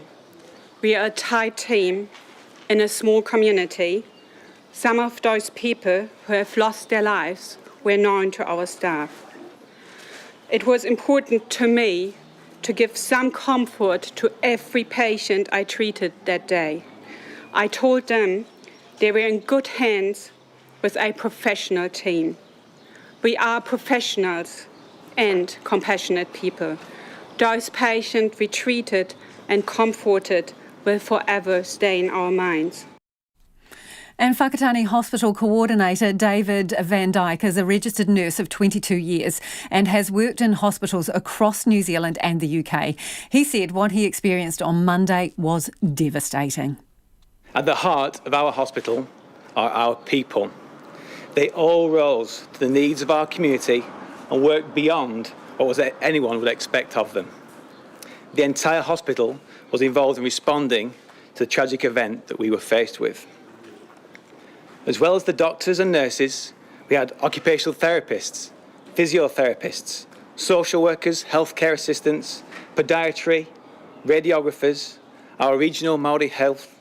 We had staff from the public health, staff from stores, our kitchens, and our labs and our pharmacists, our admin staff, our orderlies and security, our facilities and engineers, our cleaners and volunteers, who all came together to do what they could.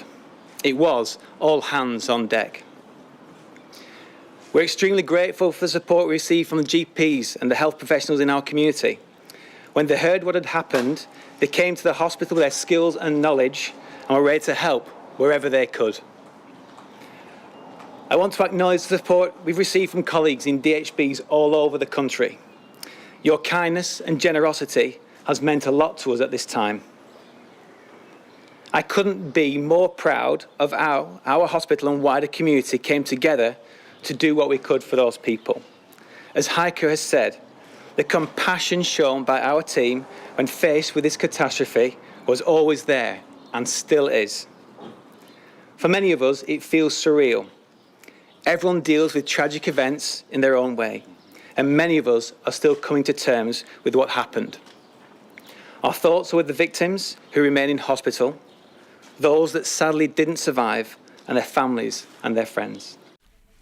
And that's David Van Dyke, who is the Whakatane Hospital Coordinator. Obviously, that was the hospital that received a huge number of patients on Monday after the eruption on White Island. Let's go now to our reporter in Whakatane, Ben Strang.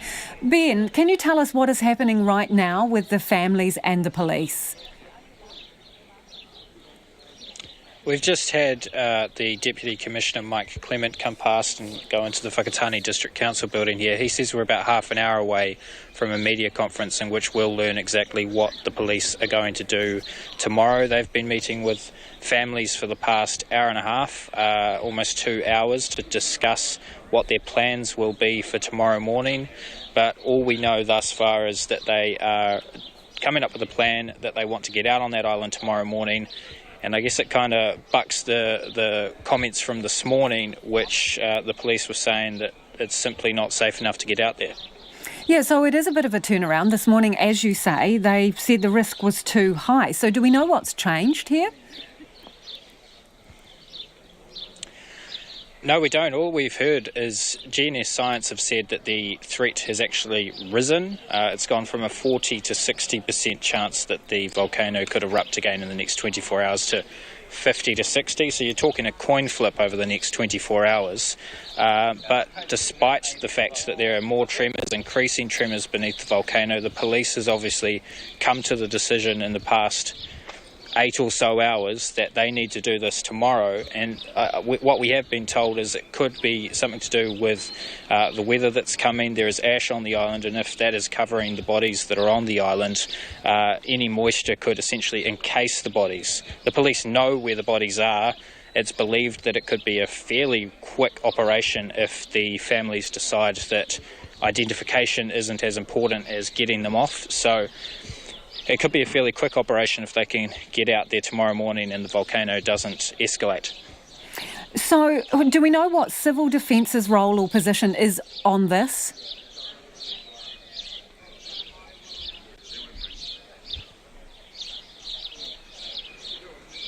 Ben, I'm not sure if you can still hear me there. I was asking you about Civil Defence and what role they might play. I think we've actually lost Ben there for the moment. We'll see if we can get him back. But just to recap and update you, the police have just completed a briefing with the families about the recovery mission to Whakaari White Island tomorrow.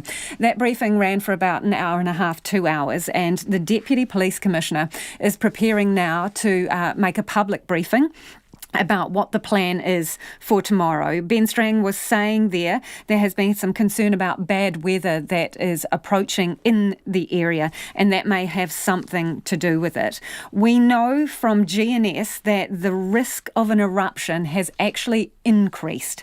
So it has gone to 50 to 60% chance of an eruption within the next 24 hours. That's up from the level yesterday, which was sitting around 40 to 60% chance. So in simple terms, the risk is higher in the next 24 hours than it was in the past 24 hours, yet the police are going ahead here. We have yet to hear the details of that recovery, but what we do know is that Civil Defence staff will not go with the police on that recovery mission.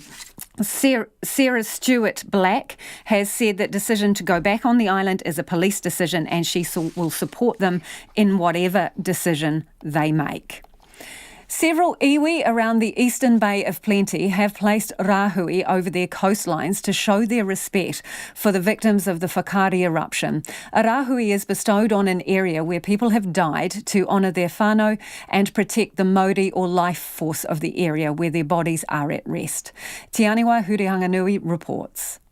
Rahui signs have been erected on coastlines across the east coast, prohibiting people from collecting shellfish, diving, fishing or going anywhere near the water. Te iwi o Upokorehe has placed a Rahui over 12 kilometres of coastline between Waioweka River and Marae Tōtara.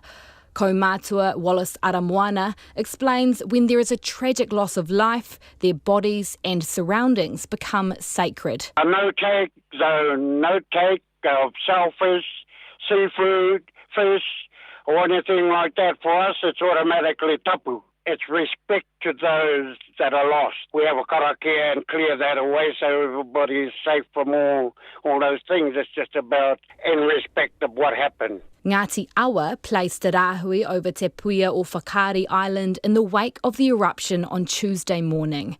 It encompasses the Whakatane, Ohope and Ohiwa coastlines, as well as the Rurima and Moitohora Islands.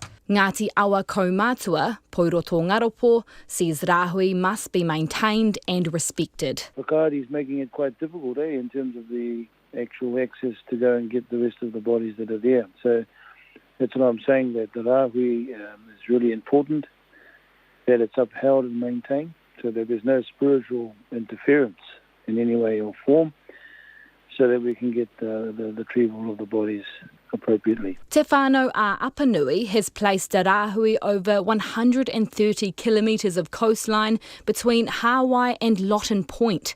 Spokesperson Rawiri Waititi says Whakaari is considered an ancestor to his people and warns the recent eruption could be a tohu or sign. After this, I would think people would have to seriously think about the safety of people and respecting Whakaari as a living volcanic rock. Her fury is unpredictable. I think we should leave Whakaari as a place to admire from a distance. This loss of life in the last couple of days proves that we need to respect these types of places. He says there is a lesson to be learned from the Whakaari tragedy, to respect tikanga Māori. One word, he wāhi tapu. For many years now we've been talking about wāhi tapu, but we get ignored. As a Māori in Mairohe, we talk about wāhi tapu and we get ignored by councils, regional councils, and yet we work in partnership. We still hold on to our Māori tanga and our tikanga. We never lose that. It's something we were born with, we grew up with. So that's how we see it. Ngāti Awa will temporarily lift the Rahui over Te Puia o Whakaari when the remaining bodies are recovered. Mo te hōtaka o te ahiahi, ko te aniwa, hurihanga nui, aho. And today, medical experts updated the media on the situation with the severely injured who remain in hospital. So the information that we have is that 21 patients remain in hospital, many of them in critical care. There are a number of Australians among that group, and it is expected that 6 Australian patients are expected to be airlifted back to Australia in the next 24 hours. They will go on 4 flights, and those are intensive care capable aircraft that will transport those 6 Australian patients back to Australia, various hospitals in Australia over the next 24 hours. We know that 2 New Zealanders remain in hospital at this point. Middlemore Hospital in the burns unit, there are 8 patients. 7 of them are critical. 4 patients at Waikato, all are critical. 4 patients at Hutt Hospital, 2 are critical. 1 is serious but stable and the other is stable. In the Christchurch burns unit, 5 patients are there. 3 are critical and 2 are serious but stable. And we were told today by the Director General of Health, Ashley Bloomfield, that all patients who are critical are likely to be assisted in breathing. We know that a number of medical teams, specialists from overseas, have offered assistance to New Zealand. There is no detail yet of where they will come from or when they will arrive. Those offers are still being assessed. More skin arrived today from overseas skin banks, and so far the cost of that skin is $1.5 million. We are standing by to hear from the police, who have just wrapped up a meeting with the families, explaining to them what the recovery mission tomorrow will be involving. We know that no civil defence staff will go with the police on that recovery operation. They say that it is a police decision to go in and that they will support that decision. So we're standing by to hear from Mike Clements, who is the Deputy Police Commissioner on that subject, which is obviously a turnaround from the police position this morning. They had a press conference mid-morning this morning and said the risk was simply too high. That, however, has changed. It is 6:23 almost, and you're with Checkpoint on RNZ National. I'm Lisa Owen. Men and women injured by surgical mesh implants but denied ACC cover are to have their cases reviewed in a major backdown. It's one of several recommendations in a report that heard from hundreds of people about the debilitating impact of mesh injuries. Patients have fought for 7 years to get recognition for the problems caused by mesh, which was often put in during operations like hernia repairs or uterine prolapse. The report has come from a restorative justice process where surgeons, specialists and Ministry of Health representatives heard from injured patients, many of whom had been denied ACC cover. Patricia Sullivan co-founded the patient advocacy group Mesh Down Under. She says it's great that those affected have been able to tell their stories, but that will mean nothing unless they get the help they need. She told reporter Rowan Quinn some of the victims' stories were horrific. There's a woman who cannot sit, cannot lie, has to spend most of her day either standing or, whose life has been totally decimated. She's lost her ability to earn a living. She's an incredibly intelligent, smart woman whose life has been completely shrunk down to almost nothing. There's another person who spends 23 hours a day having to lie on their stomach because of that is the position that they get the most relief. They've had extensive mesh removal surgery and the resultant nerve damage is ongoing, and whether that will improve in the foreseeable future, nobody knows. We've had people who have been overseas have their meshes removed because we didn't have that level of expertise here in New Zealand, and they've come back being told that they've been, mutilated. I mean, we're talking about people who have been left disabled, people who are, they're disabled and they've lost their ability to earn a living, they've lost their ability to have an intimate relationship with their partners, they live a life of chronic pain, they're taking, huge doses of mind-altering addictive medications, and that doesn't even touch the edges in some cases. We've had people who have lost their life, and we've had suicides and attempted suicides. So this is horrific. This is horrific, and I feel so relieved that these stories are out in the open, because that is for us certainly an unburdening of having to constantly try and hammer media to please tell the stories of these injured New Zealanders. And those stories and that restorative justice process has come up with agreed actions, and patients have had a say in those. What do you think are the most important ones?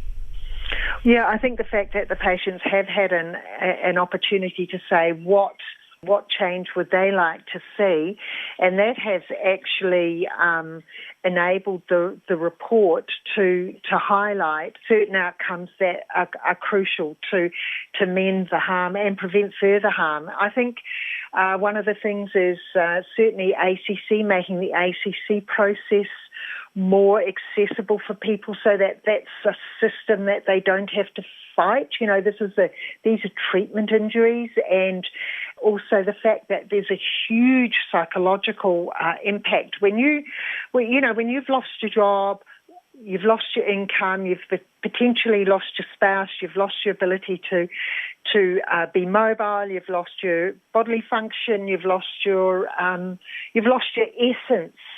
Then you need psychological support. So this is something that ACC are potentially looking at. And that was patient advocate Patricia Sullivan. And just letting you know, we'll be staying on air. We're expecting a press conference shortly with the Deputy Police Commissioner about the recovery operation tomorrow. We will be staying on air till 7 o'clock to bring you that. So do stay with us. And another historic vote is set to take place tomorrow in Washington.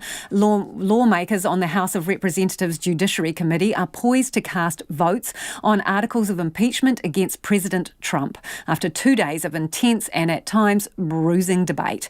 CNN's Caitlin Collins has the details. The House Judiciary Committee debating 2 articles of impeachment against President Trump, abuse of power, and obstruction of Congress. I have an obligation to uphold my oath and hold this president accountable. The committee will vote on whether to send the impeachment bill to the entire House, where it will need a simple majority to pass. After that, the case goes to a trial in the Senate, where Trump and Senate Majority Leader Mitch McConnell are at odds over what that trial should look like. A Senate trial will have to be our first item of business in January. Democrats say impeaching the president isn't a decision they're making lightly. We're taking this action for future generations, not for this Congress. But at his rally in Pennsylvania, Trump blasted Democrats for backing off, accusing him of bribery. All of these horrible things, remember? Bribery and this and that. Where are they? Trump claiming House Speaker Pelosi only cut a deal with him on trade because she's embarrassed by impeachment. And she did it on the same day that they announced that they are going to impeach. Because they're embarrassed by the impeachment, and our poll numbers have gone through the roof because of her stupid impeachment. But while the president is downplaying the articles of impeachment, this is the lightest impeachment in the history of our country by far. Sources say he's still privately agitated by it all. Trump has said privately he doesn't want to be remembered like he thinks former President Bill Clinton is by his impeachment. And that was Caitlin Collins in Washington. And just letting you know, we will be staying on air waiting for that police briefing that is due to start shortly with the Deputy Police Commissioner, Mike Clement, on the recovery operation that is planned tomorrow. They are going on to Whakaari White Island to recover the 8 people who remain there. They have just finished briefing the families and will soon give a press conference. We know that activity on the island is increasing and the risk of another eruption there is a 50 to 60% chance of another eruption in the next 24 hours. After saying they wouldn't attempt an operation until the risk went down, that was the announcement police made this morning, they have changed their minds and will go there tomorrow. We'll be back with you after the headlines. RNZ News headlines at 6:30. Good evening. The police have just completed briefing the families of those missing since Monday's eruption on Whakaari White Island about their plans to recover the bodies. GNS says the risk of another eruption in the next 24 hours has increased, and Civil Defence says its staff will not go to the island with the police recovery team. Specialist medical teams from the UK, the US and Australia will travel here to help treat those severely burned in the volcanic eruption. And the Terrorism Suppression Bill, which allows for control orders on returning foreign fighters, has passed its third reading in Parliament. Those are the headlines. Our next news will be at 7. And if you are just joining us, we're staying on air until 7 o'clock tonight as we wait for Deputy Police Commissioner Mike Clement to hold a press conference. It comes after days of waiting. Families of the 8 remaining people on Whakaari White Island have finally been told the details of police plans to bring them home. Deputy Commissioner Mike Clement has just finished briefing families in Whakatane on their plans to recover the bodies tomorrow morning. Those details have yet to be made public, but a media briefing is due to be held any minute now, and we will bring you that as soon as it's available. But recapping what we know of the recovery so far, Civil Defence has made it clear that the decision to go back to the island is a police decision. And while Sarah Blackstewart says she will support them, no Civil Defence staff will be on the police mission. GNS says the risk of another eruption on Whakaari White Island is up today. There is a 50 to 60% chance of another eruption in the next 24 hours. That's up from 40 to 50% yesterday, and GNS says there is an ongoing, consistent trend in increasing tremors from the volcano. Families of those waiting in Whakatane have complained about the delays from police in returning to the island. They've previously said this morning they would not be going back today because they were not convinced the risks could be mitigated. Mike Clement told media his preference was to get in and out as fast as possible if the police did return. Meanwhile, incredible new footage has emerged showing seemingly idyllic conditions as sightseers wandered around White Island before Monday's lethal eruption. The video taken by one of the tourists, Alessandro Kaufman, tracks the first tour group, happily hiking to the crater and back, taking in the sights and snapping photos, oblivious to the imminent danger. They were only just back on their White Island tour boat in the bay when Whakaari unleashed.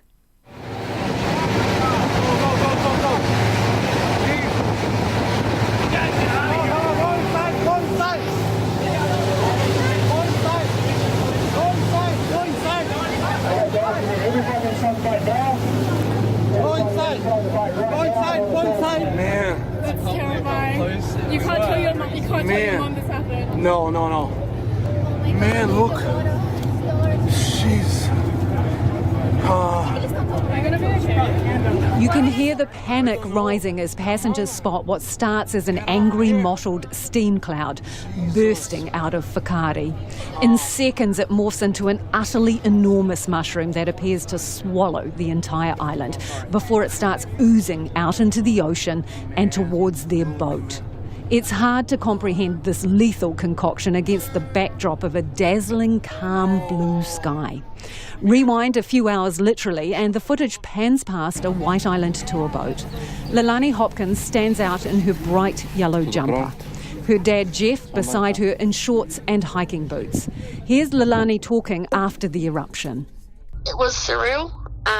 I've watched documentaries of natural disasters and I've learned about them in school and at uni, but I never thought I would be there. That morning, though, the Hopkins couldn't begin to imagine the critical role they'd play in helping survivors. As the passengers board, they each hand over a small metal cone marked with a dot to a crew member, who stacks them. They seem to be the equivalent of mine tags, a tangible record of the number of people on the boat. Morning.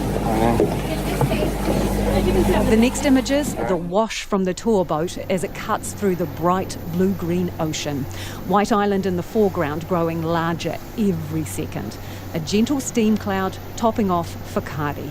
The engine slows and the guide's commentary kicks in. Okay guys, welcome to Whakaari, White Island. Just coming on the works by you guys, we're going to get that close together on one of our moorings. While we do that, I'll just quickly give you a history of the island. It's estimated to be between 150,000 and 200,000 years old. Crew members decked out in blue and white striped tops and orange hard hats are easy to spot. The sightseers wear yellow helmets and they're loaded into inflatables and head the couple of 100 metres to shore. Here's Leilani again. Because I get real bad seasick.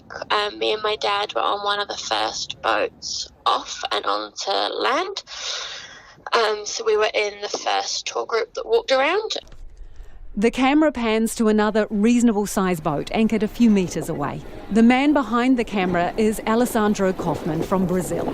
You can hear him as he walks up the path towards the crater through the charcoal grey, barren, lunar-like surface. A cluster of other tourists are headed in the same direction. They're a few metres ahead.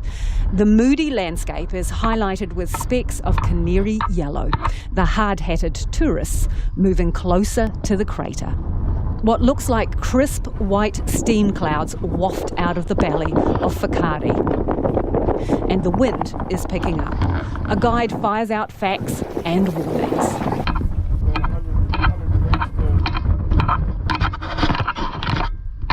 Well over 300. So it does get very hot. Latest temperature readings are sitting around about. Photo opportunity up there as well. You'll notice there's an area where there's a bit of bubbling water. Please don't go too close to it because it is undercut. Not quite sure where it sort of ends up under our feet, and you may need to use your mask up there, okay? Now if you do get engulfed by the steam, just basically turn your back to it, and if you need to, you can just crouch down generally. A selfie shows Alessandro, who is filming, hard hat on, along with glasses and a face mask. Others around him are kitted out too.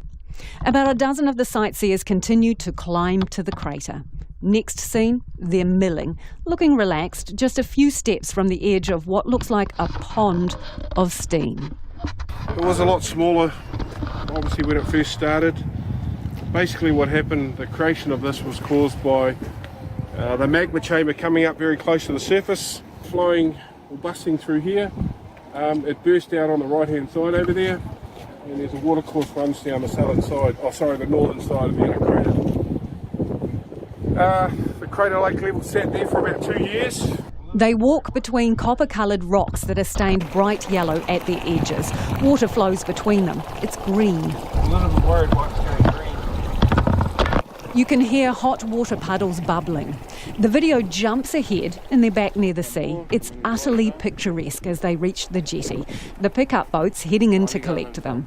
The camera does a complete 180 and catches the stragglers bringing up the rear before it tilts down to Alessandro's watch.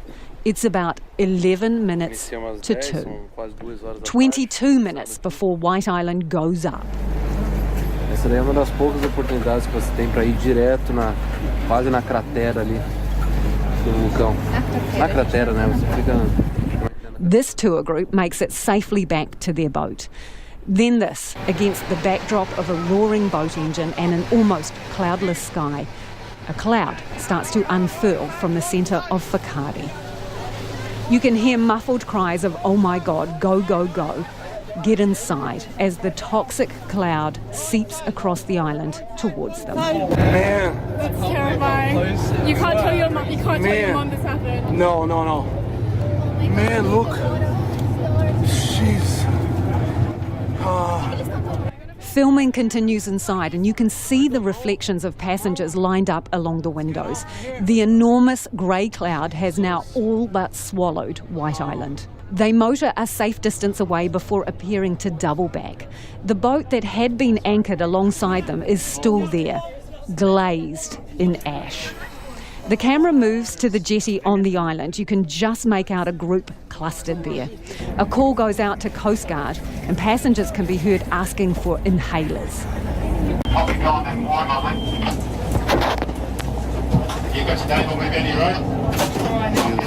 Pessoas na ilha ainda. Okay, Whakatane Coast Guard, Phoenix, do you copy? Yeah, just so we confirm with what's happening out there. Does anyone have an inhaler? I've got one. Who needs the inhaler? The cloud continues to spew from Whakaari as the boat pulls as close as it can to shore. Crew members race to launch the inflatables and head straight to the jetty. The footage cuts out here. But we know severely injured people were brought on board. Leilani and her dad Jeff, who hours earlier were preparing for an adventure, were thrust into comforting the injured, trying to keep them warm as shock set in on the excruciating trip back to Whakatane. So we got everybody's water bottles from the boat and we were pouring cold fresh water over the burns. We were cleaning people's eyes and cleaning their airways, which some of them were blocked with ash, and then we had to assess the burns that we could see. Some people required their clothing to be cut off so we could treat them, and then we started a chain of people filling up water bottles from the taps inside and bringing them out to us to put over people. We had to cover their burns with items of clothing so that they were out of the sun, and then wrapping them in foil blankets because they were going into shock. At that point, I put aside any fear that I had and just did whatever I could to help, and I didn't stop until we got back. GNS volcanologist Nico Fournier spoke this morning about the continued volatility on Whakaari White Island. There is still an increase in activity and increase in pressure inside the volcano.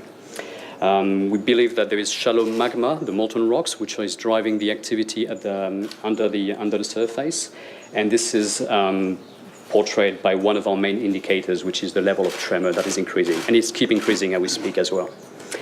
The consequence of those processes is that the situation remains highly volatile, and all our combined data are actually suggesting that to that extent.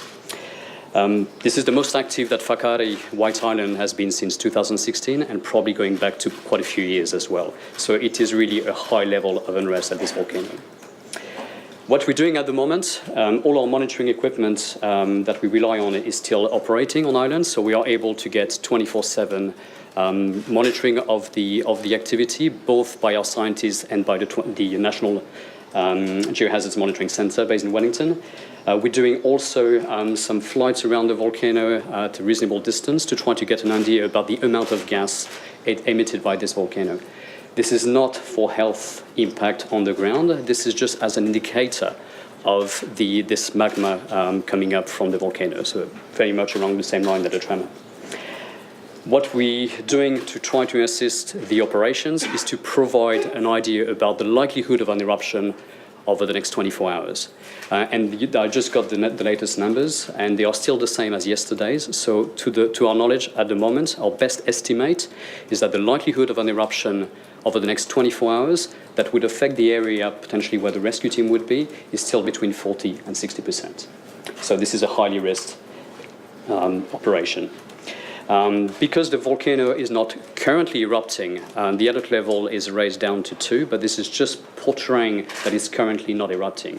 It doesn't mean that it can't erupt, and the eruption probability is still very high. So again, the focus right now is on providing in real-time support to the rescue operations, providing the likelihood of an eruption and the risk that would those teams take on the ground, and to assist the rescue and bring closure to the families. And finally, I'd just like to reiterate that we'd like to bring basically all our thoughts are with the family of those injured and affected by the eruptions. GNS volcanologist Nico Fournier was also asked to describe what would happen if there is another eruption during a recovery operation. You would be exposed to a range of hazards, and this is what killed, unfortunately, the people a few earlier in the week. Kind of hazards that you would be affected by would be basically very fast ballistics, so we're talking blocks, rocks, going at incredibly high speeds, and that would be one source of casualty, basically, would be pummeled to death, effectively. The ash would probably be quite high. It depends on how much magma is actually involved in the eruptions, so it could go from a few hundred degrees Celsius to higher temperatures. So we're talking about very high speed, high impact, high temperature impact on people. I think it's important to stress that right now, what is preventing the rescue operations on island is really the risk of the eruption. This is really what is really putting people at risk to life safety.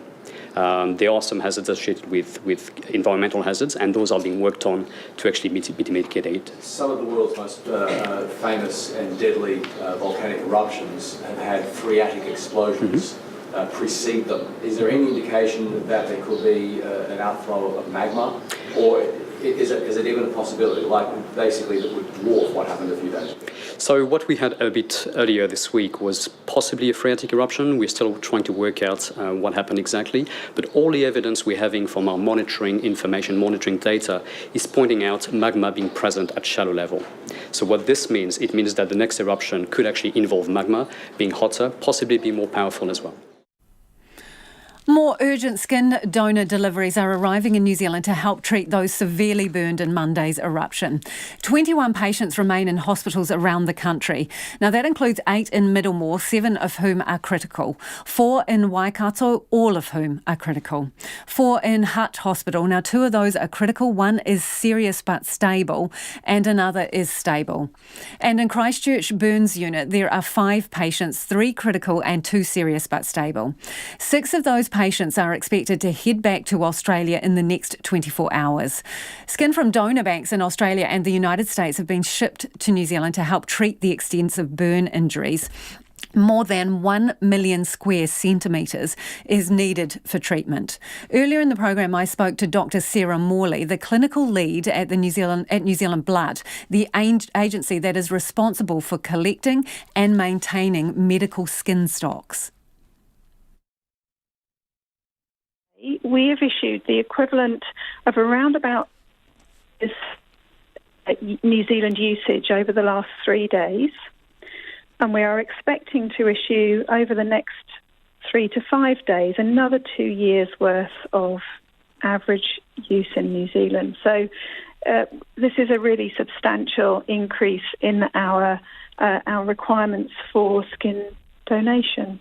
So you are using, just to be clear, in a matter of days, skin that would normally provide for our needs for years? That's correct, yes. So where does that leave us in terms of supplies?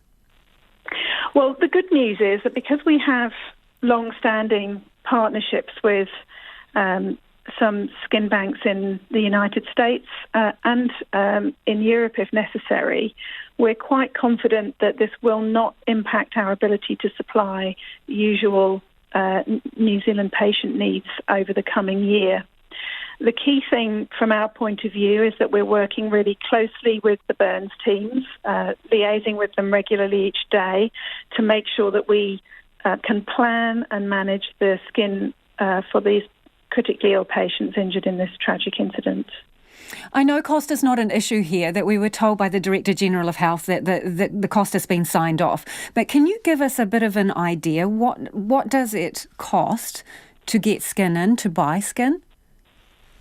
So the cost to import skin is of the order of between $3.50 and $4 per centimetre squared of skin. So we are talking about a costly product, but equally one that is considered cost-effective and beneficial for patients. And that's the most important thing, is that the cost is offset by the advantage it gives to patients in terms of improved recovery.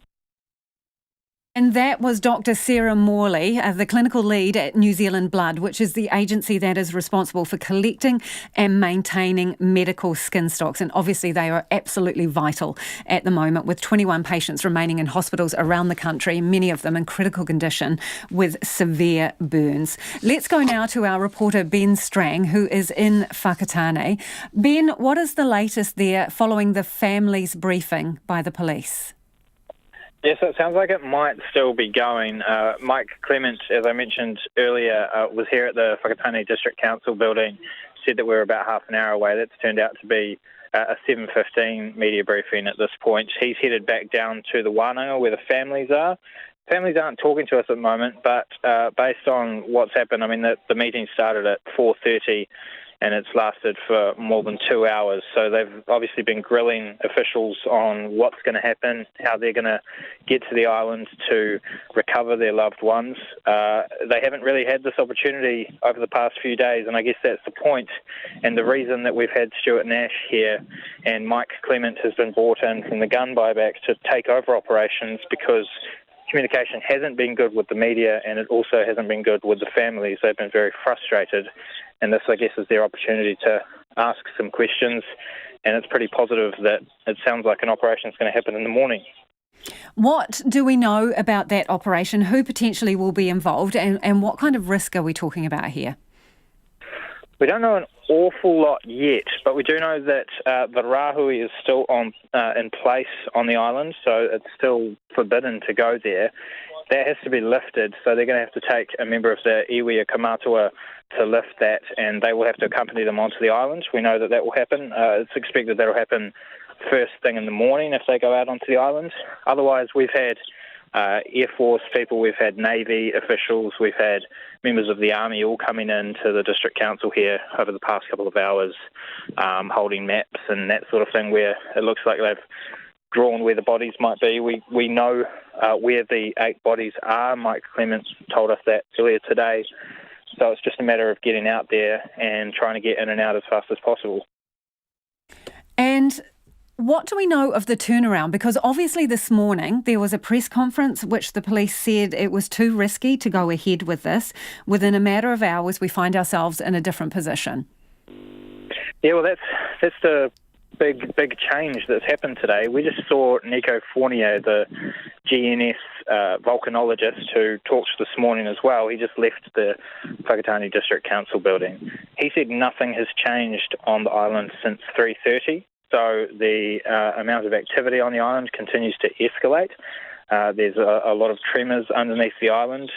So that's quite interesting. He said there's still a 50 to 60% chance of an eruption over the next 24 hours. So they're tossing a coin on whether there'll be an eruption in the next day. So the risk involved with going to the island certainly doesn't seem to have diminished. But like I said earlier, I think there's a bit of a fear that if it rains on the island and there's ash around these bodies, they could be essentially encased in the ash and the recovery would be much harder. You'd basically have to dig them out. So I think these are the sorts of things that the police are weighing up when deciding they can get out onto the island. And bear in mind the helicopter pilots who had been out there on Monday trying to pull people from the island, so they think it would only take 20 minutes or so to get the bodies off the island. But you'd be jeopardising perhaps the ability to identify the bodies when you come off if you rush the process. Is there any feeling that the mood has changed there in the past few hours? Obviously, as you mentioned, a number of these families were incredibly frustrated about a paucity of information, and Stuart Nash, really came out publicly and said it wasn't good enough. So has the mood shifted since news of the recovery and also since Stuart Nash made his comments public?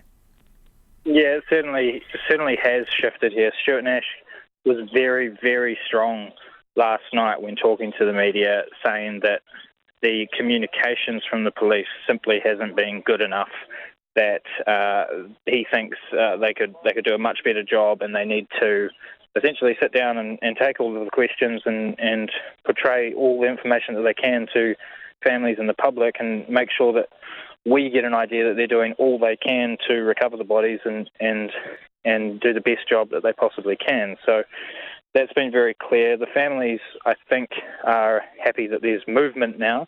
They voiced their concerns this morning to officials when they met at the local marae here in Whakatane. So, yeah, I think there's a lot more positivity, and there's certainly been a lot more activity over the next hour. We've got another member of the Army just heading into the district court now, so there's certainly a lot of movement, a lot more activity. I mean, at 4:30, we were earlier than that, when we found out that they were, about 3:30 p.m. when we found out that they were planning this operation. We thought that this was going to last for, a week or so, based on what GNS was saying about the volcano. It's showing no signs of easing off the level of activity. So this has sort of come out of the blue and really escalated quickly. Appreciate your time. Thank you for joining us. That's Ben Strang, our reporter on the ground in Whakatane. Rahui have been placed over the Eastern Bay of Plenty by a range of iwi to honour the victims of whakaari. A rahui is bestowed on an area where people have died to honour their whānau and protect the mauri, or life force, of the area where their bodies are at rest. And it prohibits any activity on the water and the collection of seafood. The iwi te whānau a Apanui whakapapa to the island and have placed a rahui along 130 kilometres of its coastline.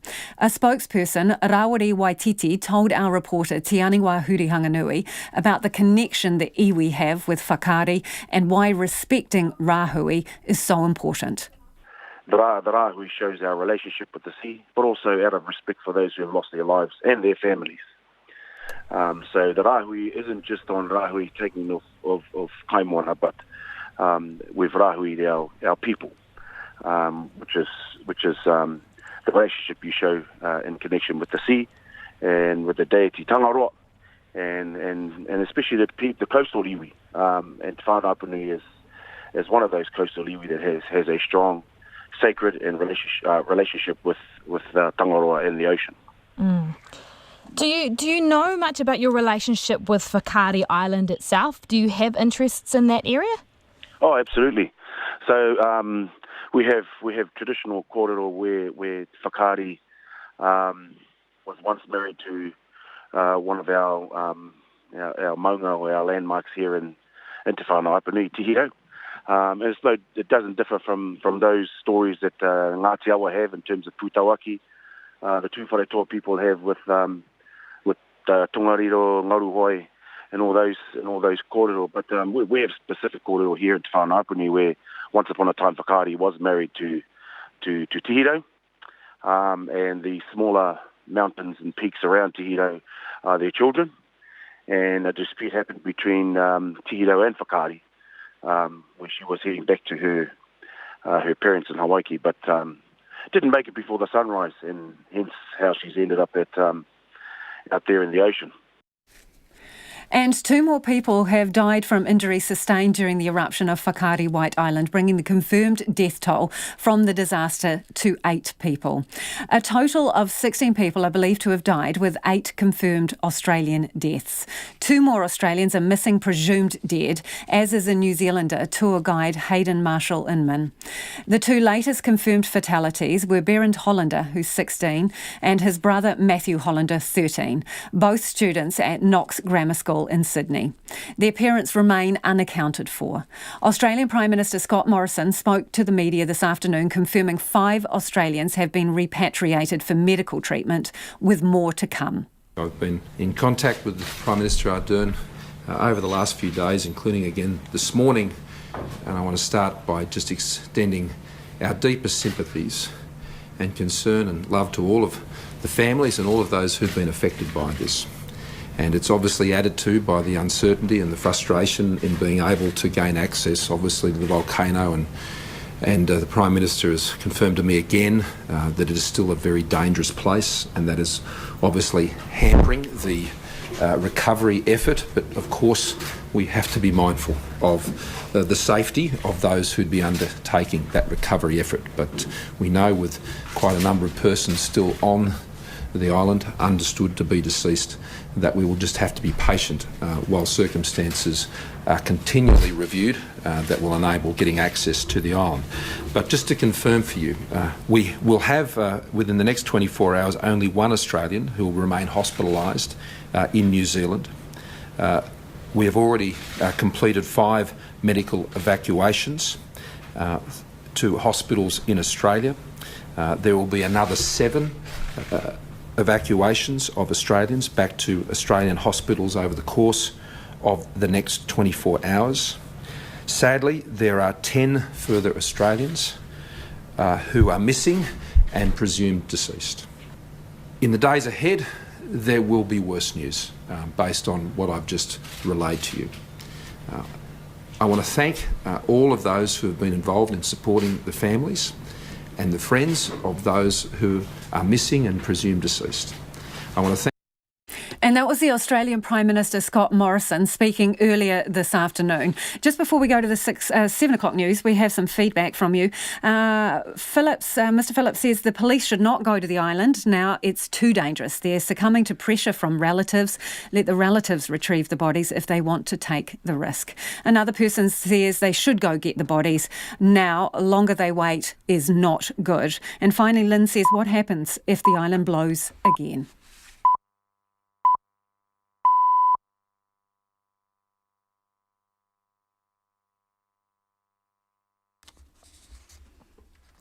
RNZ News at 7. Good evening, I'm Susana Leatawa. The police intend to recover the dead from Whakaari White Island tomorrow morning and have been briefing the families with details of the plan this afternoon.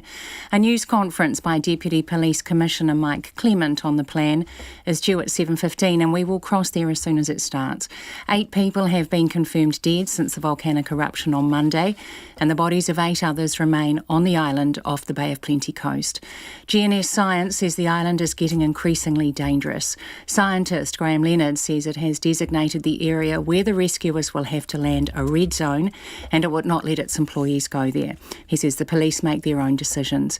GNS had forecast a 40 to 60% chance of a further eruption, but today increased that to 50 to 60%. Hospitals have been using the equivalent of years' worth of donated skin in just days to treat those severely burned in the volcanic eruption.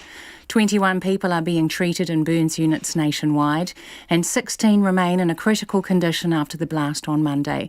Dr. Sarah Morley from the NZ Blood told Checkpoint that demand for the product is unprecedented. We anticipate we will require an additional 1.2 million square centimetres of skin for the ongoing needs of the patients.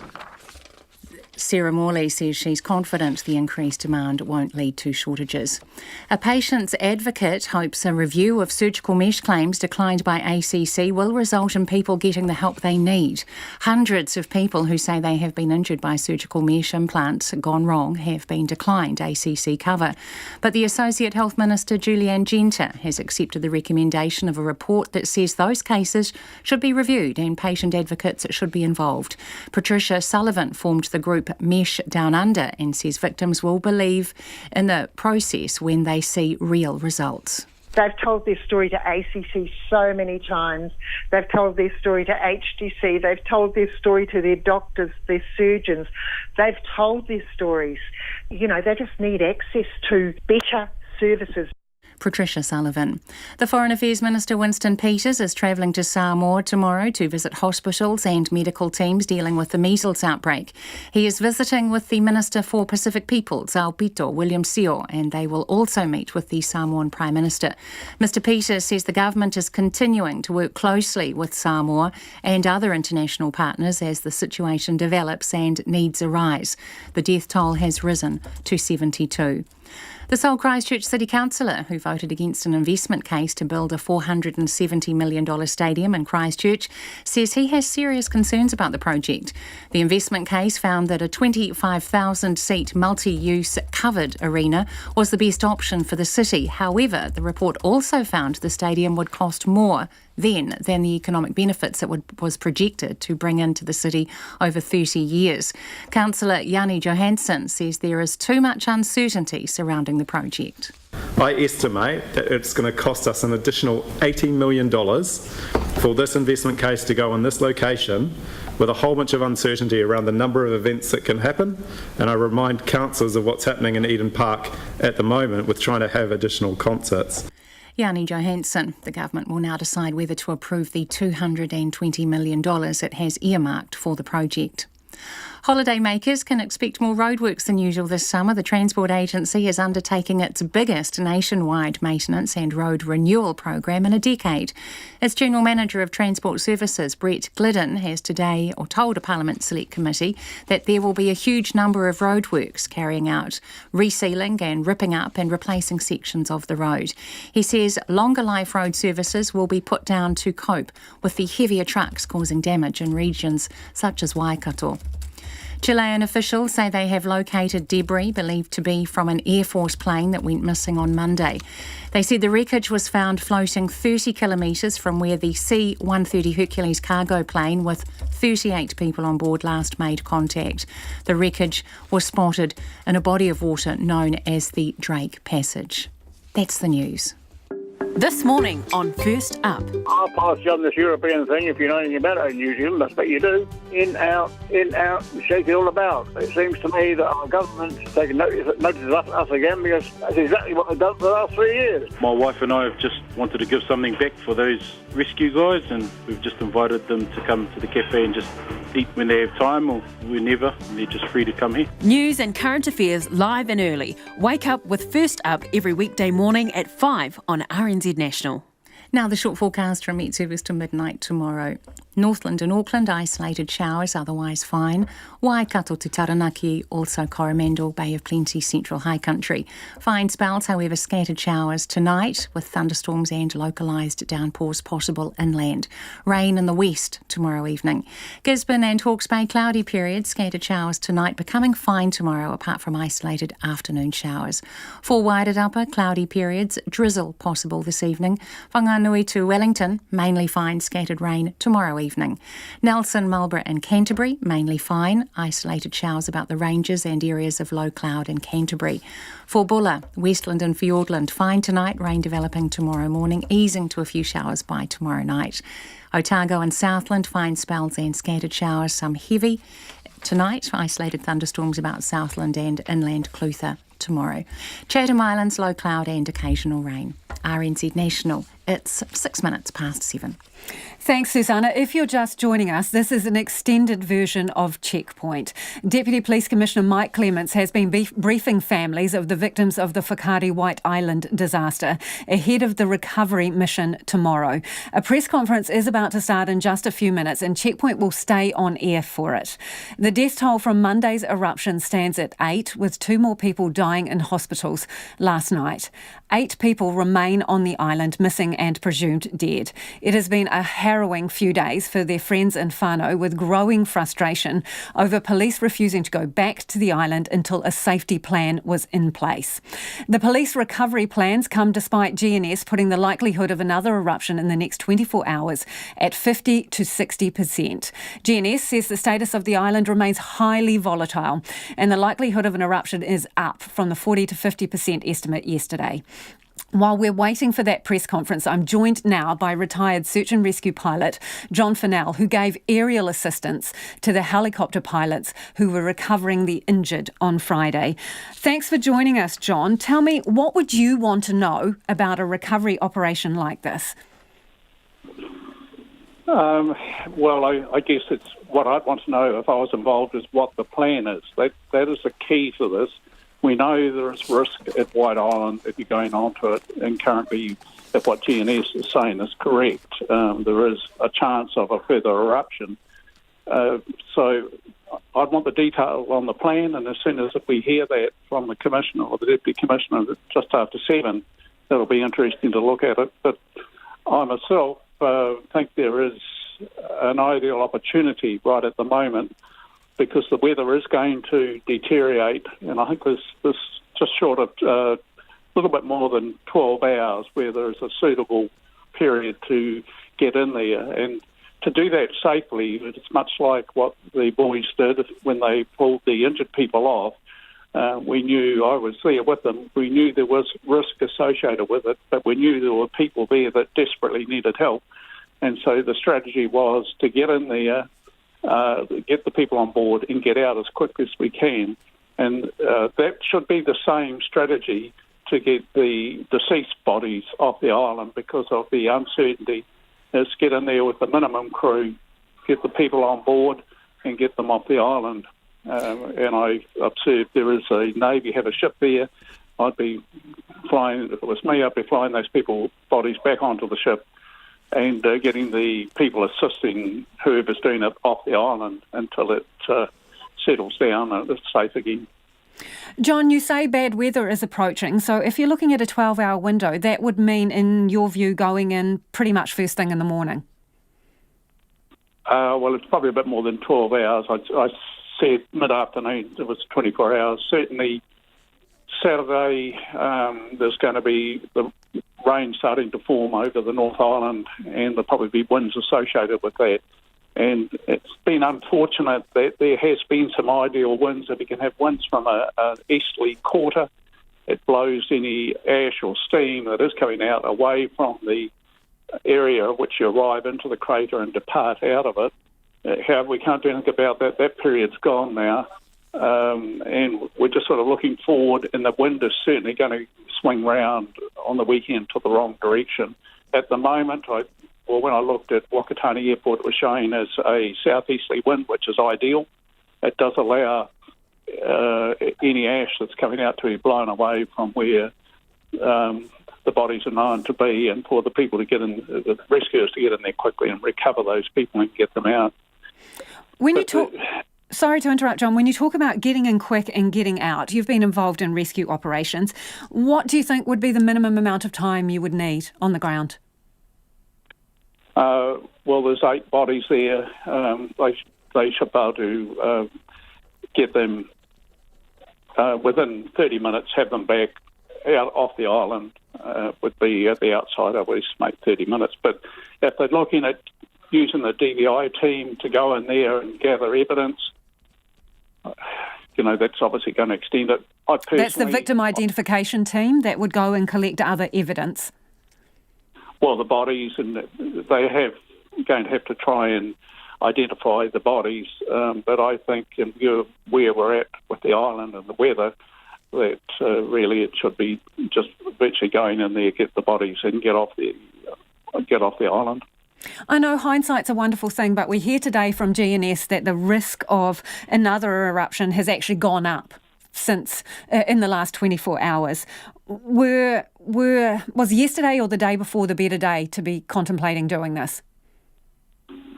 I believe so, but then I'm not on site. I'm in Taupo. The best people to make that judgment call are the two helicopter operators that have been going in there for many years. They know the island well. They know the weather patterns. They know pretty much the pattern of the island and what's happening with the volcano at the mouth of it itself, although it is pretty unpredictable. And that's hence why, if I was involved, I'd be wanting to have those people in there, and I'd be flying in with the helicopter, getting the bodies on board and getting back off the island. When the helicopters went in immediately after the eruption on Monday, and you were providing support and comms, what were you guys all talking about in terms of risk? What was your plan if something went wrong? Well, my plan was quite simple. I kept off to one side. The risk was and that's why I say that the helicopter pilots, I think there was 3 or 4 of them, they were the ones that I call the heroes, because there was a fair bit of uncertainty other than we knew the volcano had erupted. We didn't know whether it was likely to do it again or not. So the strategy was, let's get in there, get the survivors on and get off. And that should, because of what GNS are saying, right now, that should still be the same strategy. Even so, John, though, realistically, it's a coin toss, isn't it? When you've got percentages like that, a 50 to 60% chance of an eruption within the next 24 hours, how do you plan for the absolute unknown? But I think they've been saying that for a few days now, and it hasn't happened. Although I'm not totally, there have been some minor eruptions, I understand. How do you plan for it? The only plan you can have, the risk is the risk, and is to try and minimise the risk. And the only way you can do that is being as quick as you possibly can. It's a hard thing to quantify, but I mean, how much risk is acceptable? That has to be decided by the people that are involved, and that's why, in all respect to the police, they've had the difficulty because they're in a very awkward position, and that they're not familiar with White Island like the 2 helicopter operators that are in and out of there on a daily basis, and they're having to try and get themselves up to speed. And I have sympathy for them because if it doesn't go well, they're going to get blamed. And at the current moment now, there's a lot of pressure on them to do something, and it is a difficult situation for them. And it's difficult for the families that have got loved ones in there and not knowing, wanting a body back, because I've dealt in this area for the last 50 years, and for people not to have a body so that they can finally say, yes, we've seen them, we know that where they are. It's like the people in the mine down south. It's caused a whole lot of uncertainty, and it's a difficult situation for the police to make that judgment call, and I have a great deal of sympathy for them, but there is, in my view, a way of mitigating the risk and minimising it, not totally mitigating, but certainly minimising the exposure time. And that's pretty much as I've spoken about before. Really appreciate your time. That is John Fennell, who was a retired rescue pilot. The press conference is getting underway in Whakatane. We are expecting the Deputy Police Commissioner to speak shortly, and they are opening with a karakia.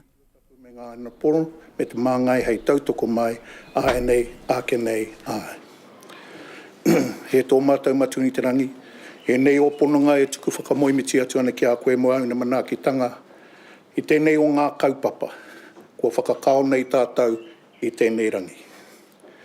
Tuku whakamoimiti ki a koe, ki a tauiho, ki a haumarutia, ngā whānau, kua pā mai tēnei o ngā aitua a ki runga.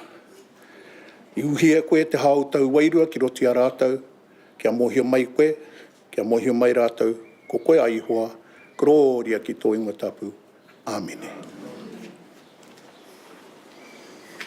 Good evening. And thank you, Joe. I'm Clinton O'Dear, the Group Controller of the Bay Plenty Civil Defence Emergency Management Group, and I'm leading the response here in Whakatane. Within the past few hours, you've received updates from the National Crisis Management Centre, GNS experts, and a short clinical update. That is the most up-to-date information we have at this time in those areas. And I appreciate most of you are here tonight to hear from Deputy Commissioner Mike Clemens on the details of the recovery plan. I'm going to briefly hand over to Mayor Judy Turner for a few words before Deputy Commissioner Mike Clemens comes forward, and then we'll take questions at the end. Thank you.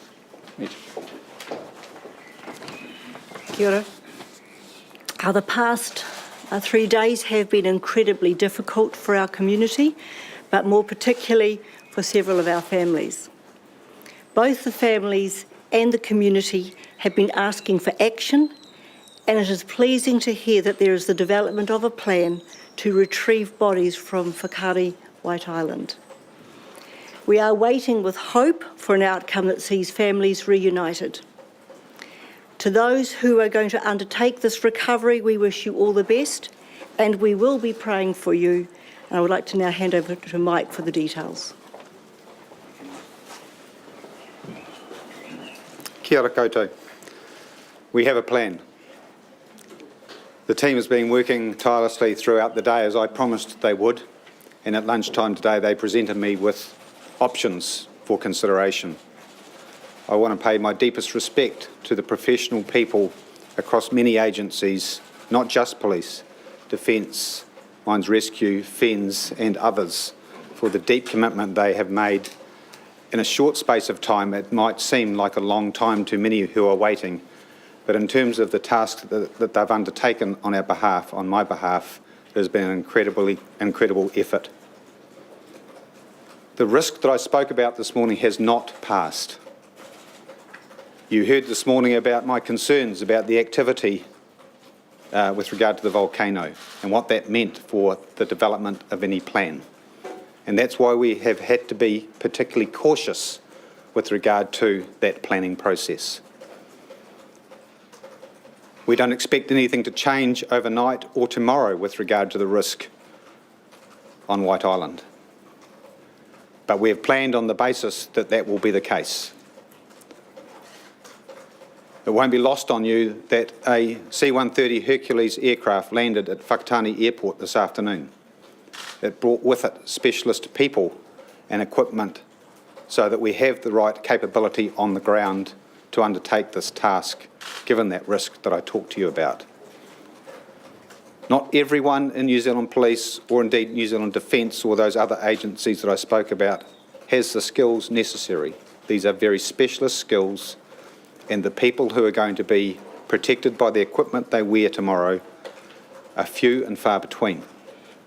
And so we have spent considerable time making sure that we had the right people with the right skills and the right equipment here this evening so that we can move tomorrow. I'm not going to go into any great detail with regard to the plan. I want to thank you for your patience. I want to thank this community. I want to thank whānau for their patience. And I'm very confident that they understand the reason why it has taken time. There is not a zero risk with regard to this plan. It does come with risk. And our job has been to very carefully consider the implications of that risk as we've gone about the planning process. There have been many conversations with many high-level leaders across the organisations, because at the end of the day, the buck stops at the top. So shortly after first light tomorrow, NZDF assets, people and capability will deploy to the island, assisted by specialist capabilities from across other agencies, including New Zealand Police. They will go on to the island and they will make every effort to recover all of the bodies from the island and return them to the Wellington. And from there, we will move those bodies back to the mainland. I have to emphasise that the risk has not gone. The risk remains present. And you heard the GNS expert, Nico, this morning talk about what that means in reality, what the mountain is doing, what the volcano is doing in terms of all of the indicators. I expect as the morning progresses, we will get a very clear sense of whether the plan that I've talked to you about is going to work. But it is subject to things that are beyond our control. The mountain itself, the volcano, the weather, and other matters, environmental factors that we don't control. And then there's the assets, the very specialised assets. A lot has to go right for this to work. And you're at a distance just like I am. And so we will all be waiting tomorrow morning while we make sure that the people who are putting themselves in harm's way in the interests of recovering those bodies, our thoughts and our prayers and our love will be with them, I am confident. So we will play things by ear, literally. We will make calls as the morning goes by. There are many decision points to be made, and the chances of success will be determined, as I said, by things beyond our control in some respects.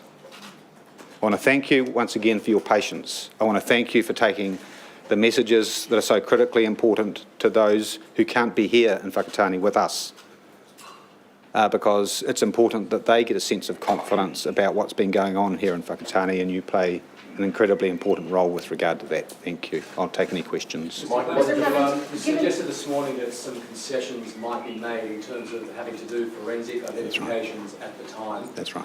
Will you be compromising what you have to do there just to be able to get off that island as quickly as possible? And how do the families feel about that? So I've just been down at the Wānanga with some of the whānau and other whānau who are not here. We will communicate my message to them by audio file. I think I said this morning that my intuition was, and it's played out, is that the best option might be to get on to the island, do what we have to do as quickly as possible and get off the island. So it does come with trade-offs. But I think it's far more important in terms of the priorities that we apportion to the task at hand, that we get the bodies off first and then work with the consequences of that trade-off that I referred to. Mike, what was the reaction from the families when you told them? I think overwhelming support. I just, like I've said to you, is that they've been incredibly patient. It's deeply emotional for people. I understand that. But I think they also understand that no loss of life, no careless loss of life is going to make the situation better. Mr. Clement, given that the risks haven't changed, the conditions on the ground haven't changed, what changed for you to be able to make that decision to go ahead with the recovery operation? So I think I indicated this morning, and it's proved to be true, is that I needed to have a plan, or we all needed to have a plan, including the Commissioner, who will be here tomorrow. We all, and the Commander of Defence Force, needed to have a plan, given that risk, that satisfied them that the mitigations were such that we think that we can get onto the island and look after our people to the best, in the best way that we can. But nothing is foolproof. This is not a zero-risk game. So we will have lots of decision points. There's lots of good commanders out at White Island on the Wellington. What's your biggest concern about tomorrow? The mountain, the volcano. We don't control it. You know that the pattern of activity is atypical, and in part at least that resulted in an eruption on Monday. So the risk remains with regard to that. My other concerns are about the weather, the direction of the wind, the sea state, because they all bring risk, they all add complexity, each and of themselves, without worrying about the combination. So let there be no mistake. It is not a zero-risk game, and people are putting themselves on the front line to do the right thing. How long do you believe this operation will take? I expect it to take the balance of the morning. So a number of hours? Yes, a number of hours. And how many people will be involved? Well, there'll be lots of people involved, but on the island itself, I think you're referring to probably about 8. How about one C-130? Pardon me? Is it one C-130? The C-130, the Hercules, that won't be involved tomorrow. I just thought I'd better raise it because I'm sure that people saw it land at Whakatane Airport. I'm sure it's not a daily occurrence. So it's going to be other helicopters? Yes, there will be helicopters involved, yes. In terms of the selection of the people who are going onto the island, how have they been chosen? Have they volunteered? What risks have they been made aware of? People volunteer when they put uniforms on, and they develop their skills, and in this case, incredible skill. And so in a disciplined organisation like NZDF, they are fronting up to do what they get paid to do, what they are committed to and dedicated to doing, and do very well. And I'm incredibly proud of them, and I have huge respect for them, as you will, I've no doubt. Are any agencies opposed to this operation? I don't think any agency is opposed. All I've felt is a deep sense of commitment to find a plan that we think that can work. And what we've had to build into the plan is lots of opportunity to bail out of that plan if things don't go our way. Mike, are these people that you're talking about who volunteer and put their commitment, are we talking about bomb disposal type experts?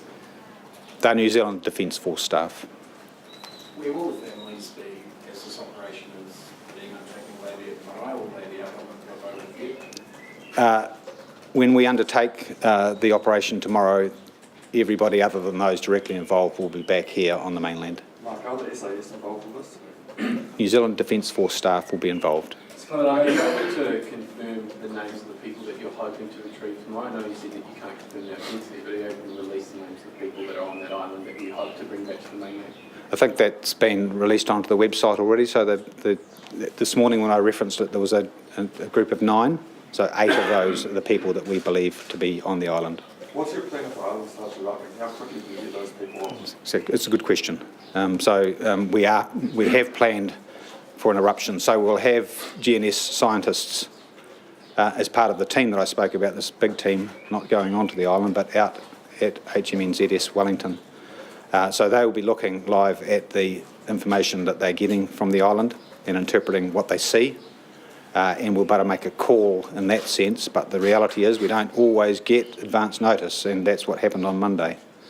So what we've built into the plan is getting people off the island, and they will be wearing protective equipment that those that were on the island weren't wearing on Monday, but that does not mean to say that they are fully protected from what might happen if there's an eruption. Is there any precedent for this? The military tends to be protective of methodology and tends to be protective of its capabilities, so I know you don't want to go into a blow-by-blow of how this is happening. Broad brush, however, can you please describe to us the operation? No, I can't, but good question.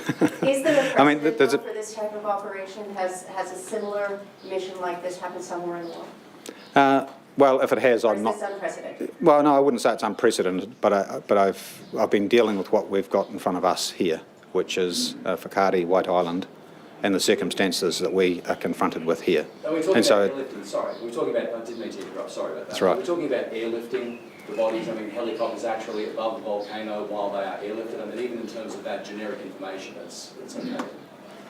So you say. There are lots of choices that we're going to retain.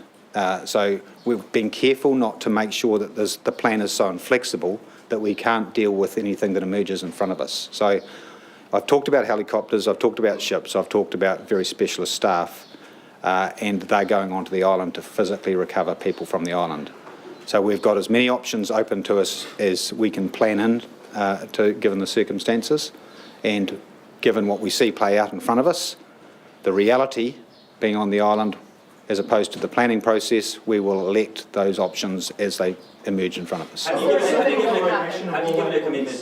given a commitment to the families that if tomorrow's operation is abandoned, that recovery teams will return at a later date? I've given a deep commitment to the whānau that we will do everything within our capability to develop a plan that gives us the best chance to recover the bodies to be returned to them, so that we can close out the need to be going back to the island anytime soon. 2 minutes, please. Thank you. Are all families in favour of the plan? Well, the reality is, and I think you probably know this, is that not all of the families are here. So we're working through a process for those that aren't here, of making sure that they hear what I said at the wānanga just now. So we've recorded what I said to the families there, and we will offer those people the audio file of what happened there when I spoke about it. So I haven't asked for the support from each of the families, but I think if anything, if what I heard at the wānanga is anything to go by, then I think that we go with their love and respect and with fingers crossed. Well, Mike, you're an experienced police officer. How would you describe your feelings ahead of what is ahead of you in the next 12, 24 hours? My feelings are that I think I've made it really clear is that we're here to do a job. We understand the expectation from everybody. I hope that you understand from our perspective we've got to do this safely, or as safely as we can given the circumstances. I know you all respect that. So, of course I'm worried. I would be inhuman if I did not worry. So, of course I'm going to worry tonight. And I hope that we all pray for those that are going to put themselves in harm's way tomorrow in the interests of doing the right thing and recovering those bodies for whānau. Is there any international input into tomorrow's operation? Lots of advice. Nobody will be actually on the team though? No. Will you be prepared to make a call for them to pull out if these circumstances that you say happen? The tactical decisions on the ground are with NZDF. You said, did you say they're going to be, I think I heard in earlier that you said they were going to be brought back to Wellington, or is that right? Brought back, sorry, HMNZS Wellington, the ship, the Navy frigate that's out there at the island. Sorry, yes, I should make that clear. They're going to be leaving from the ship to the island and then back to the ship? Yes, that's right. And then they will come back to the mainland. What do you think this says about New Zealand's psyche? You're talking about going to retrieve bodies of people who cannot be saved, but you're risking further life to comfort grieving people. Is this a proud moment for you? I am incredibly proud that people have deeply committed to it. I think it would be a psyche shared across the globe. I don't think we're different in that sense to any other country.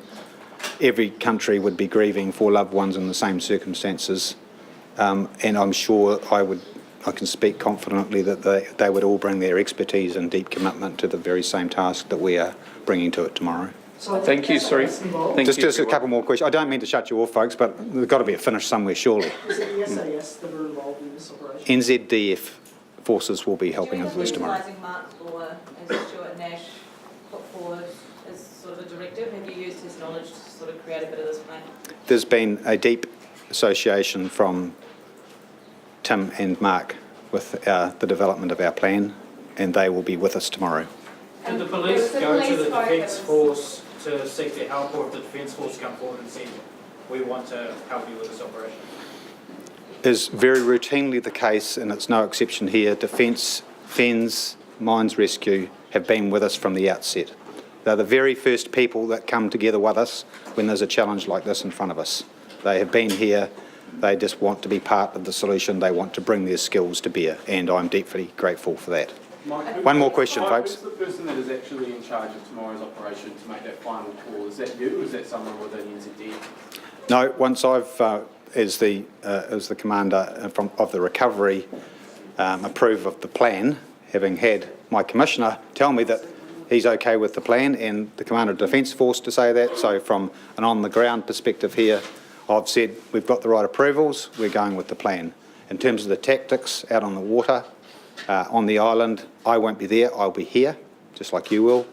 And so those tactical decisions will be made by those that have control of the asset, which is NZDF. If there's an eruption tonight, will this operation be abandoned? That's the last question, right? If there's an eruption tonight, will this operation be abandoned? We'll be coming back to the table if there's an eruption tonight. Yes, we definitely will. Sorry. One more, okay. Can you guys count, or what? Ngāti Awa have been involved since I've arrived, and I know that they've been involved. This is their place. Right. So how will they roll out tomorrow with the kalaki and stuff? Yes, absolutely, they'll be involved. I'm not going to go into the detail of that because I don't want to compromise anyone's safety, but they will be deeply involved. They are standing alongside us, and I'm very grateful for that. That's okay. You on the location of all 8 bodies? You're reporting that only 6 have been located in the same situation? Yeah. So the reconciliation that I've talked about previously says that we are missing 8 people. Right. We know through the eyewitness interviews that we've done of those that were there on the island immediately after the eruption, and the drone footage and the other footage that we've got access to that we can see 6 bodies, okay? But we know that we are missing 8 people. So tomorrow will be more about going, we know exactly where they are, those 6 people. So our first priority will be to get those 6 people off, and we will have very limited opportunity to look about for the 2 others that we suspect are out there somewhere. But we've done lots of reconnaissance, aerial reconnaissance, and with the eyewitness observations immediately after the eruption, we can't find anything more than 6. It's not to say that they aren't there, but we can't find more than 6. So that's as good as I can get it at the moment, but we'll see what happens tomorrow. Anyway, folks, I'll be in touch with you all tomorrow. No doubt you'll be here. Thank you. Good luck. Okay, thank you. Cheers. Thank you, Mike, and everyone. Our thoughts and prayers are with those going out to the island tomorrow. And that was the Deputy Police Commissioner Mike Clements there wrapping up the police briefing about the recovery operation that will go ahead at first light tomorrow. He started that press conference by saying, we have a plan. Specialist recovery operators have been brought in from the New Zealand Defence Force along with equipment. 8 people will go onto the island and the recovery will be staged from the frigate Wellington, which will be off the coast of White Island. He said he would be inhuman if he wasn't worried about the operation, and he will worry through the night. He says the risk has not diminished, but this is clearly the window of opportunity. And he said he believes the thoughts, prayers and love of everyone will be with the team. I am confident. And first up, we'll bring you the developments in the morning and morning report after them. Thanks for joining us for this extended program of Checkpoint. We will be back tomorrow. Kia ora. Brian Crump with you for another night on RNZ National, starting a little bit later, but understandably so. Lovely to have your company at the end of another day in which we continue to digest and make sense of the events and the aftermath of events on Whakaari White Island since 11 minutes past 2 on Monday afternoon. Now, I'll tell you a little bit about what's coming up in the program. We will be talking to one of our reporters in Whakatane shortly, Katie Scotcher, but ahead of that, on the program this evening, well, after 8, the latest from the RNZ Pacific News team. Most likely that'll include reaction to the overwhelming